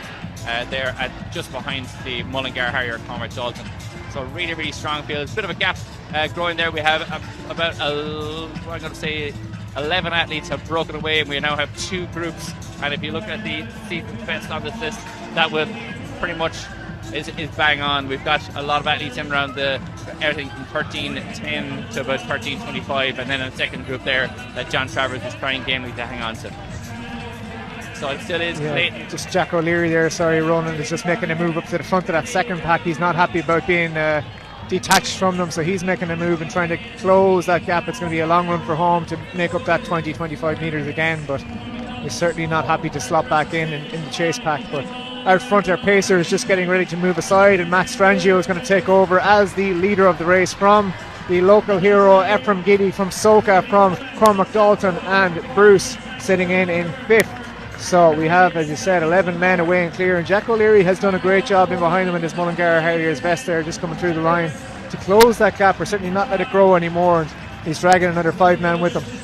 You can see Federica here in the high jump, just about to go for that 190, and she just first time failure here. We have a little bit of a gap growing. It's been closed in the men's 5k here. Dalton, there's a little bit of gap behind him. He is in fourth place, Ephraim in second, Soca in third, and it is still Matt Strangio who's leading now after Jason Clayton, the pacemaker, has dropped out. So that group is still together. There was a little bit of an effort there, but nicely closed by Sebastian Fry, the Austrian athlete, the white vest there. You can see just on the right hand side of your shot, and just behind him then is Charles Wheeler then of Great Britain, sitting in just behind him. Maximum Chapoton of South Africa as well, just in that field. All 13-25 guys at this moment in time. Number 19 there is Miguel Angel Martinez of Spain, a 13-41 athlete. So he is certainly running above himself this evening and hanging on gamely to a really, really strong field there. The athlete in green at the back of your shot. Yeah, it's going out nicely. Just on that high jump run, that was an equal personal best for Fedra Fekete, that 188. She had a couple of knocks all the way up to that competition. Got that at the third attempt, so 190 still. 2 more attempts to go. Let's hope she can pull it out of the bag again. Yeah, it's been a clutch performance from Federica this evening, and managing to hold on there. A lot of athletes would struggle with the early failures, but not the Hungarian. So we still have Matt Strangio leading this field, Ephraim Giddy sitting in behind. Really, really strong pace the whole way around. We've got 4 laps to go as they enter into the home straight here, so 1 mile to go. We've got a lot of athletes in here with a really strong mile first best. Jack Bruce there, the tall athlete, 3:56. He's been dropped at the moment. And we have Jack O'Leary is running really strongly here, and is trying as best he can to get onto the back of Julian Rebecca of France, 13:32 athlete. and has done so and has got onto the back of that field. Matt Strangio here still leading this one out, the athlete from University of Poland. There's a bit of an argument going on there around the bend between Soka and Ephraim Giddy. They're nearly locking elbows, and there's a bit of it's still going on. He's just gone by him now, has Soka, but with a real bit of argy-bargy for about 20-30 metres. I was going to say argy-bargy, but Valentin Soka is Uruguayan, so absolutely.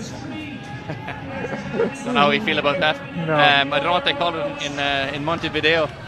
So Valentin Soka there in second place, just behind Matt Strangio, the athlete from the University of Portland. Ephraim Giddy still in third, and Dalton, the Mullingar Harrier, has been joined by another Mullingar Harrier, who's Jack O'Leary, back now in sixth place.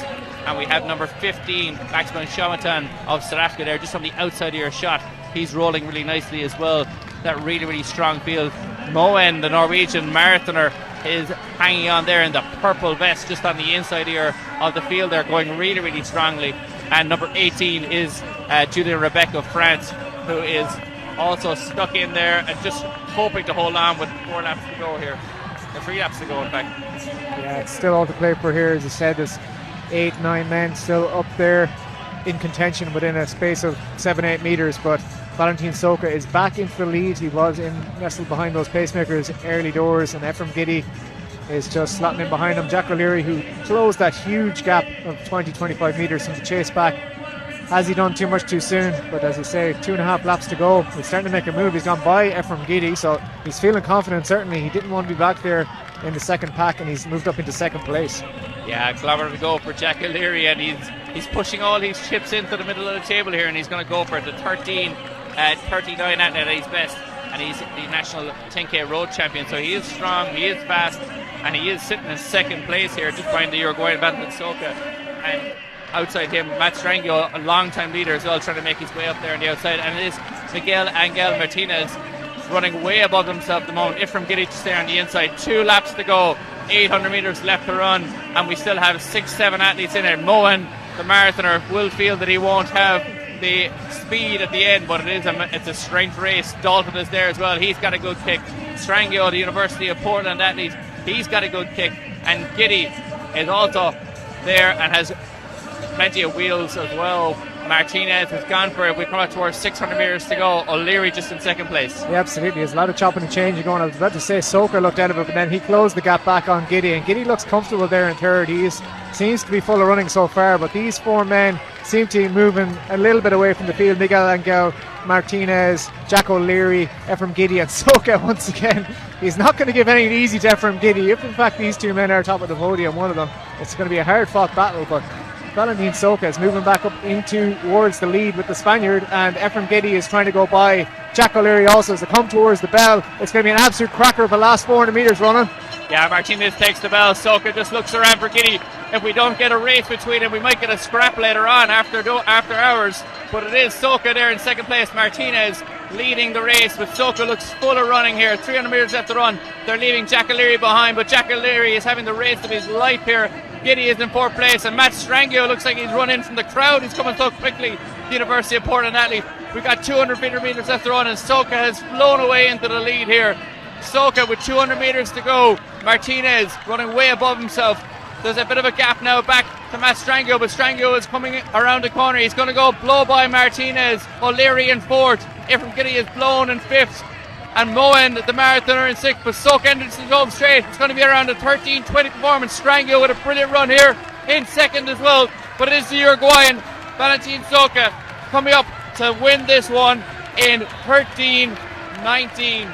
13-18 for Soka. Strangio in second, Martinez in third, O'Leary punches the air, Giddy in fifth, Moen in sixth, and in seventh it is Maximum Chotan.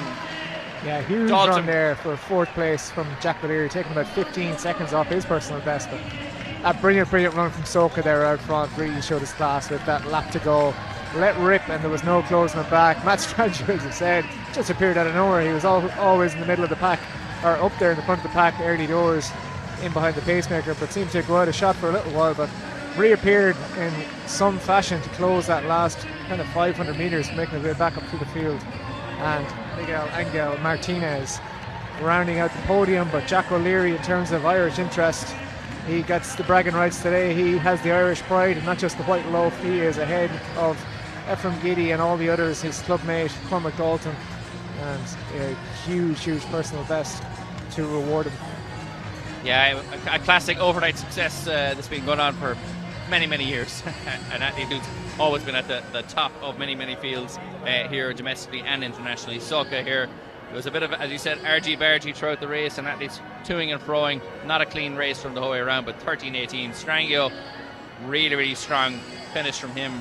Blew that last 200 metres, but probably left himself with too much to go. And it is the athlete, Venica. Yeah, Pedro Fekete is just congratulating or thanking the officials and congratulating the crowd for the great support that she's had all evening. She's not going to take her final attempt at 190, but she is the winner with equal personal best, 188. So brilliant performance, and we'll see her back here next year again, all going well, and hopefully she can keep pushing those limits towards getting performances on the board towards Tokyo and beyond.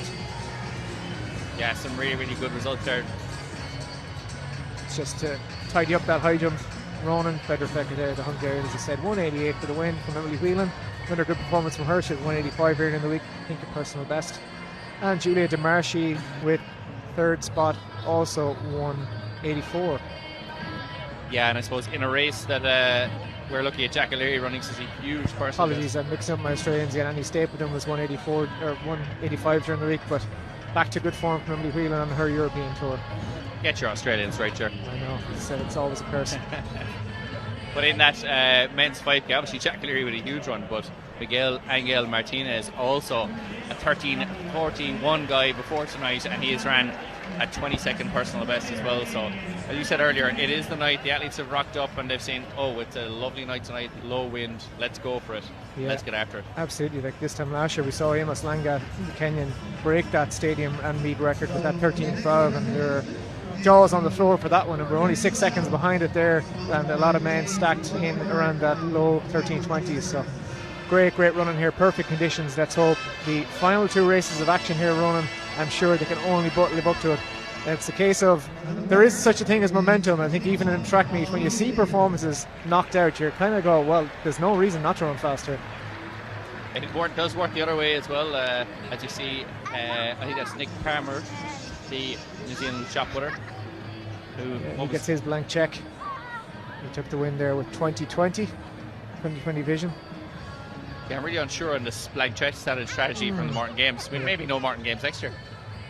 Great performance from Eric Favors in the last round. He pulled out a big throw again, that 1975. So again, edging up towards that 20 metre mark. Hasn't quite hit it yet in Europe this summer, but again, another second place here. A couple of bonus points on the board at this European Continental Tour bronze meet. And the third spot did go to Simon Mazur there, the old 1932, his best. Let's see the men's 5,000 metre results there, running a brilliant performance there from Valentin Soka, the Albie Thomas family, and Dublin Athletics men's 5,000 metres. Yeah, an incredibly good run from him, and kind of toing and throwing throughout the race. Strangio again up for that second place, and Martinez with that huge PB, just besting Jack O'Leary, who is just in front of Ephraim Gideon, the Norwegian marathoner, Sergei Moen, 205 marathoner, running 13:26, so for a bit of speed work. Absolutely. Up next is the women's 1,500 metres. Good Irish interest in this. Laura Nicholson, who's a 407 athlete, a Bandon AC athlete, an alumni of Temple University.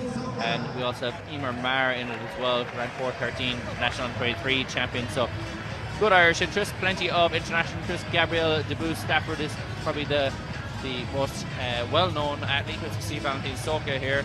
Tremendous mustache and great mustache, yeah. Great singlet too. Nacional, what does he say? Gabrielle Debus Stafford, 5th in the Tokyo Olympics over 1,500 metres, and the only sub-4 performer in that field, 3:56 personal best. So absolutely rapid on her day, 4:02 already this year. So she'll be hoping to, of course, we're still nearly 8 weeks from Tokyo World Champs. First of all, so we'll make sure she's on the plane, and then tune up nicely through this European circuit, go back for her Canadian Championships and book her ticket.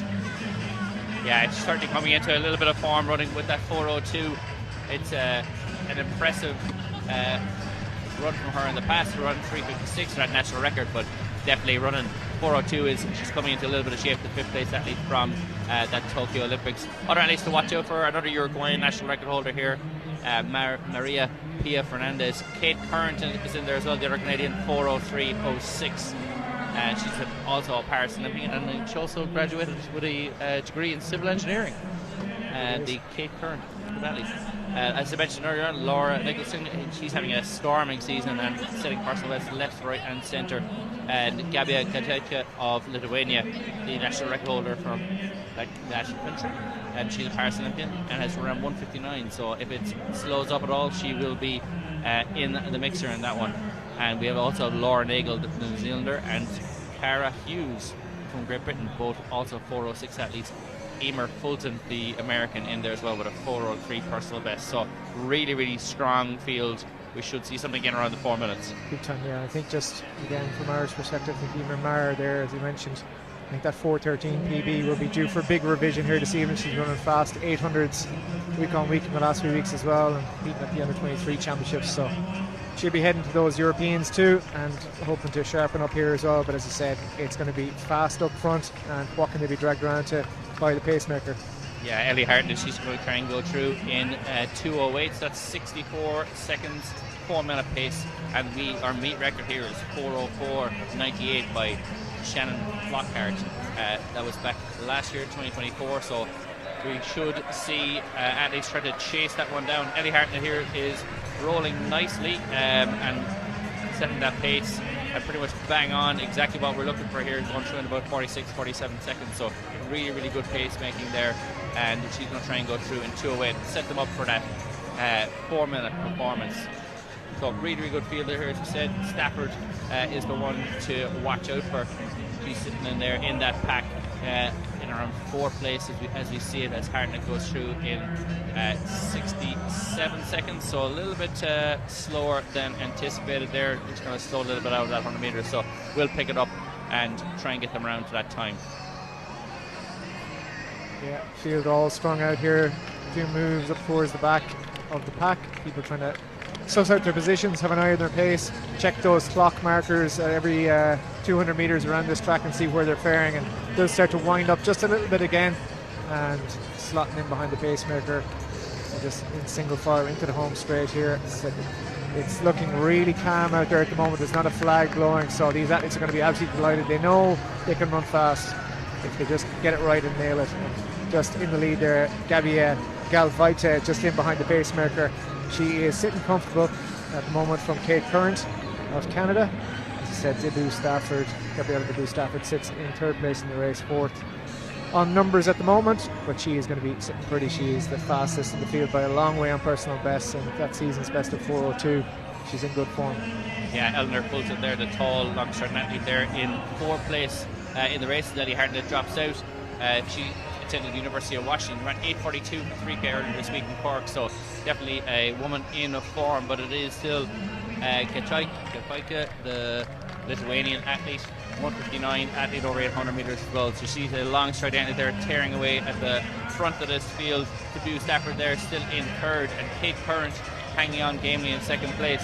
We're coming up towards a lap to go here, so we're on pace for a really, really good run here. There's 5-6 athletes still in the field here, looking like they're going to get stuck in over this last 400 metres. Going to have a cracking last 400 metres. Number 8 there just the back is Diane Van Est from Netherlands, a 4:09 athlete or bet, so she's running well above herself here. These 5 athletes are together, Ger. Yeah, Eleanor Fulton just moving up on the shoulder of Gabrielle Debut Stafford as well, so these 5 are moving clear, but out front Gal Daita is still holding strong there. She's got a metre on Kate Curran at the minute, and Debut Stafford decides enough is enough, 300 to go, I'm making a run for it, and Diane Van Est is going with her, so she's more known for the longer distances, is the Dutch athlete, but what can she do here today? And it's going to be an exhibition here with 200 metres to go from Gabby Debut Stafford. Gal Daita is still holding with her, so she can stick there and be dragged around to possibly a PB or a fast time at the very least. She's done all the work behind that pacemaker, and these 2 athletes are streaking clear. Yeah, Diane Van Est is blown there. She's in 3rd place, but it is Debut Stafford entering into the home straight. Gavaita just behind her, she's getting up onto her shoulder, the Lithuanian athlete. But Debut Stafford, has she got the class? She has, but she's going to be bested today. But the Lithuanian athlete Gavaita crosses the line at 4:73. It is a meet record and an incredible run here. Debut Stafford into second place. She led going into the home straight, but an incredible record and a 5-second personal best for the Lithuanian champion. Incredible run, Ger. Wow, Gabriele Galvadaita there. That is incredible. 4:00.71. You can see it on the clock behind her. The big season's best for Gabriela Debut Stafford in 4:01.19 as well. The meet record from 2017, 4:06.73. Stadium record 4:05.75. So just the 5 full seconds better than all of those. And indeed, it is an all-comers record as well. It is indeed an all-comers record by 4 seconds from Shannon Flockhart as well. So that is truly jaw-dropping. As I said halfway through, the flags are lying limp dead. So that mile coming up for the men, we could see anything. But let's not move on too quickly from that performance. That is truly unbelievable running there. All of the top 5 were well underneath that all-comers record. 4:04 for 5th place. And just brilliant running from all. Galvadaita ran the race of her life, truly just sitting behind the pacemaker, didn't panic, let Debut Stafford go at 300, slotted in, used her all the way around to that 80 metres to go and said, yeah, I'm feeling good. Yeah, you can see here as they come up with 50 metres to go, she's gone by her, and Debut Stafford has no answer to that 1:59 800 metre pace. She crossed the line, delighted with that. Personal best for her, and in fact personal best for most of the early part of that field. So incredible running. Those athletes will be delighted. They'll be singing the praises of the Morton Games for many years, I'm sure. But they've set not only personal best, but massive personal best. 2-3 seconds across the board there in that first 5, with the exception of Debut Stafford, who set a seasonal best, and will be delighted as well with her progression. Yeah, big fan. Setting Mara there, that 4:13 personal best from Lane, and rounds that down to 4:08.67 now. So another 5-second personal best for the young DSD athlete. So that's certainly all signs good for the rest of her summer and launches to come. But what a race that was. 4:00. As I said, we were due a day of good weather in Dublin at some stage, and definitely at the Morton Games eventually. We haven't had conditions on our side for a number of years, but this is the year. We're seeing records dropped left, right and centre, and it's certainly with this last race to go, it's going to be one of the hottest contested meets or races possibly in Irish history in terms of the mile. The national record holder from this year over 1500 metre and mile, Andrew Coscoran. The 5000 metre record holder, Brian Fay, is in there. The Olympic semi-finalist is in there in the local man, Cathal Doyle. We also have Nick Griggs, of course, a champion in European underage championships and a record holder at almost every distance from under 20 and under 23 up. You just see a run through the start list. We've got Sven Bombeke of Belgium, Charles Wheeler, the Brit, Darren McElhinney, another super talent on the Irish scene, and Shane Bracken, who's having a breakthrough year, 3:35 over 1500. Joe Wickfield, 3:56 over the mile. Nick Griggs, as we said. Jackson Sharp, Sean Donoghue. Sharp was right up there, as was Wickfield in that Cork City Sports Mile during the week. We've got a second page to come on this one. As I said, the reigning champion, the defending champion, is here in Cathal Doyle. Ruben Rain of the USA. James Gormley, another man running for Ireland this year, and he's been at a European Indoor Championships and performing very well indeed. Matt Ramsden, Brian Fay, that 5000 metre record holder. Stuart McSwain, 3:48 personal best at his best. He's trying to get back to that form. Andrew Coscoran and Cathal Doyle. Coscoran and Doyle in 2022 battled all the way to the line, like that women's 800 we saw earlier today, and they both nearly fell across the line. Doyle in fact did, and did himself an injury, but Coscoran got the win. Doyle came back last year, and he is the reigning champion. They'll be led out with pace by Chile's Juan Ignacio Pena. But Ronan, we are in for an absolute cracker here. Let's hope they go with the pace and battle it out for fast times as well as all that glory. Absolutely, and just keep an eye on our meet records as well. 3:51.82 by Will Lear, and the all-comers record by the great Cindy Marie, 3:49. Incredible run, but we'll be under pressure in this one. We've got a lot of it incidentally to Ruben Reina just being introduced to the crowd there. Small representing the US in the Wrestling Olympics, and both of them have gone sub-4. You can see Brian Fay just left of your shot there. That's James Gormley being introduced to the crowd as well. Matthew Ramsden, the 3:51 athlete at his best, and running really well, ran well, and went sub-4 earlier this week in the Cork Sports. The national fastest Irishman ever over 5,000 metres, number 2 there, Brian Fay in the centre of your shot, and then his training partner Stuart McSwain then at 3:48 man at his best, and certainly is a man who likes to lead out the field. Andrew Coscoran there in the New Balance kit and wearing number 4, Irish record holder. Just outside him, Cathal Doyle, Olympic semi-finalist. And hometown Clonda Harriers man is getting a huge reception here. And then you have Juan Ignacio Pena there on the outside. He's been asked to bring us along in around 55 seconds, so that's fast. Yeah, Brian Fay there, number 2. He was 3rd here last year, and one thing's for sure, unless there's a huge change of script, Brian will be a fast finisher. So just keep an eye on him as he comes to that last 100, 150 metres where he comes from. But yeah, got up for 3rd last year from deep in the field, but 3:52 here last year. What can he do this year? But it is absolutely stacked. As I said, a lot of the fastest Irishmen in history are in this field. Certainly some of the most accomplished over many distances, young and old, and not so old. And we are away in this Morton Mile, the final race of the meet. Final race of the meet, and it's going to be a brilliant one. We've got Pena straight out to the front there, the pacemaker. Coscoran just in behind. Shane Bracken almost kicking him up the track a little bit to get him going. And these athletes are not as yet going with the pace, but are all rolling really nicely. Just letting them go a little bit. It is very, very quick. He's gone through in around 27, 28 seconds, so it is pretty much bang on pace, and those athletes will start to make their way up now and get just onto his shoulder. You can see the main athletes we need to worry about there: Cathal Doyle and Andrew Coscoran, Shane Bracken, all the Irish athletes still in it. Brian Fay a good bit back at this moment, but Stewie McSwain there, then number 5 just sitting in. Cathal Doyle, last year's champion, just sitting in there in 2nd place behind the pacemaker, and they're really going to go for this one, Ger. Yeah, exactly. I thought it might be a bit cagier than this with Cathal Doyle and Andrew Coscoran, but they are definitely going for pace. Doyle is going right in there behind Pena at the minute, and Coscoran sitting on his shoulder with Stewie McSwain there, the fastest man in the field on PDs, making up that top 3 as it sits, and Shane Bracken just leading out Nick Briggs behind him there in the chase pack, and Brian Fay starting to make a bit of a move. In fact, it's not Brian Fay is further towards the back of the field, but at the minute the pacemaker doing a great job. Cathal Doyle just slotting in behind him there, Coscoran and McSwain with the chase pack, just closing that gap down a little bit, so perhaps the pace has slowed a little. Yeah, Fay has left himself with an awful lot of work to do. I think he's been caught out by that early quick pace. He only went through in 59, 60 seconds. He's maybe 30, 40 metres back from the leaders in this. And you see Juan Ignacio coming in now. We're going to have 2 laps to go when these athletes come up towards the finish. Pena leading at the moment, Doyle in 2nd place, Coscoran in 3rd, and Stewie McSwain in 4th place. So these athletes are all among the likely winners at the end. James Gormley getting up there as well, so it's going to be a really strong finish. Nick Briggs as well is just sitting back about 7th, 8th place. McSwain there struggling a little bit around Coscoran, but still Doyle looks incredibly relaxed there. Yeah. And Joe Whitfield there and Ruben Rain are just the 2 men behind the tall Australian McSwain. They're both closed that gap and trying to make their way up the field, and indeed Whitfield I think is just going to go by McSwain very soon as Juan Ignacio Pena steps off the track. McSwain is making another late surge.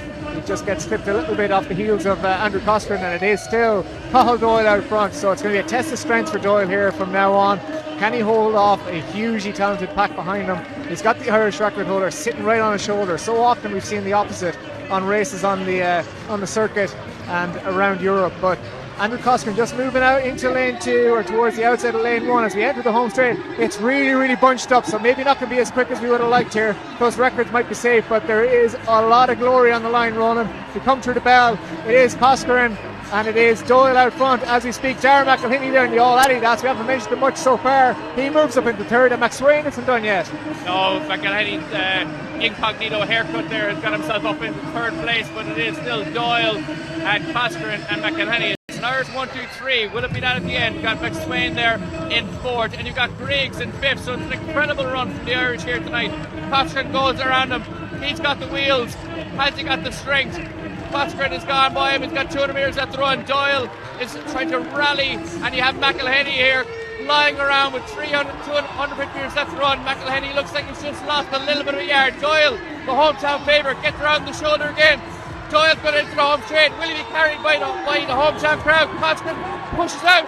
He keeps pushing out. He's with the lane 3. It's an incredible run. McElhinney's taking the shortest line. They're pushing. Coscoran's going to get over the line. It's Coscoran with the win. Doyle 2nd, McElhinney 3rd, Griggs 4th, Fay 5th, Irish 1, 2, 3, 4 and 5. And it is a meet record. 3:51.15. That is a scandalous last lap and last 200 from, well, all three of those top three athletes, but in particular our champion, Andrew Coscoran. Wow, 3:51.12 is on the clock. Will Lear's time from 2014 is wiped off the board. And he is the Morton Mile champion for 2025. What a performance and what a display of Irish middle distance running, Ronan. Never seen the likes of it. I don't think I've ever seen three Irish athletes running 3:51 in the mile tonight. Incredible running from those all three, Coscoran, Doyle and McElhaney, storming over the line there. Incredible running by all three of them. First two guys under the old meet record. McElhaney with an incredible run, massive jump for him.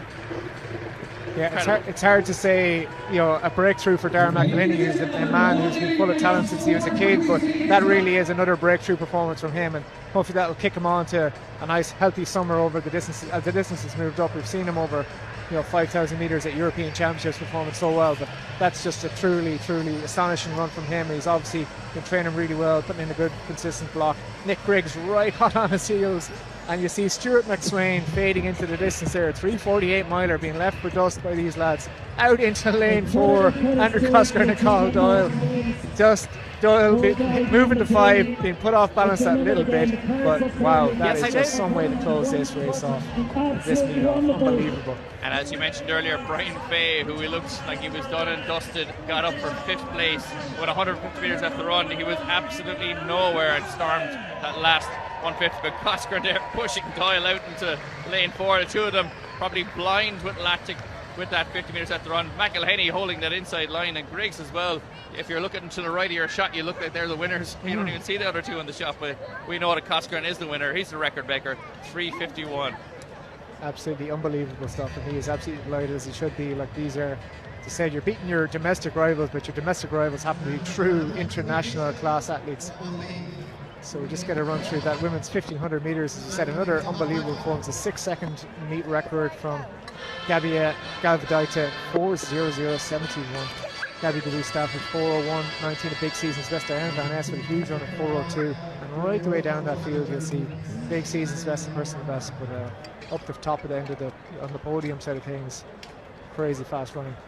Yeah, Diana yes, with that European record earlier this summer, but massive 1500 metre PB there, and incredible running. But all the praise here going towards Andrew Coscoran, that men's mile champion. But what an incredible night, where 5th and a 3:52 mile gets you 5th Irish and 5th overall. It's insane.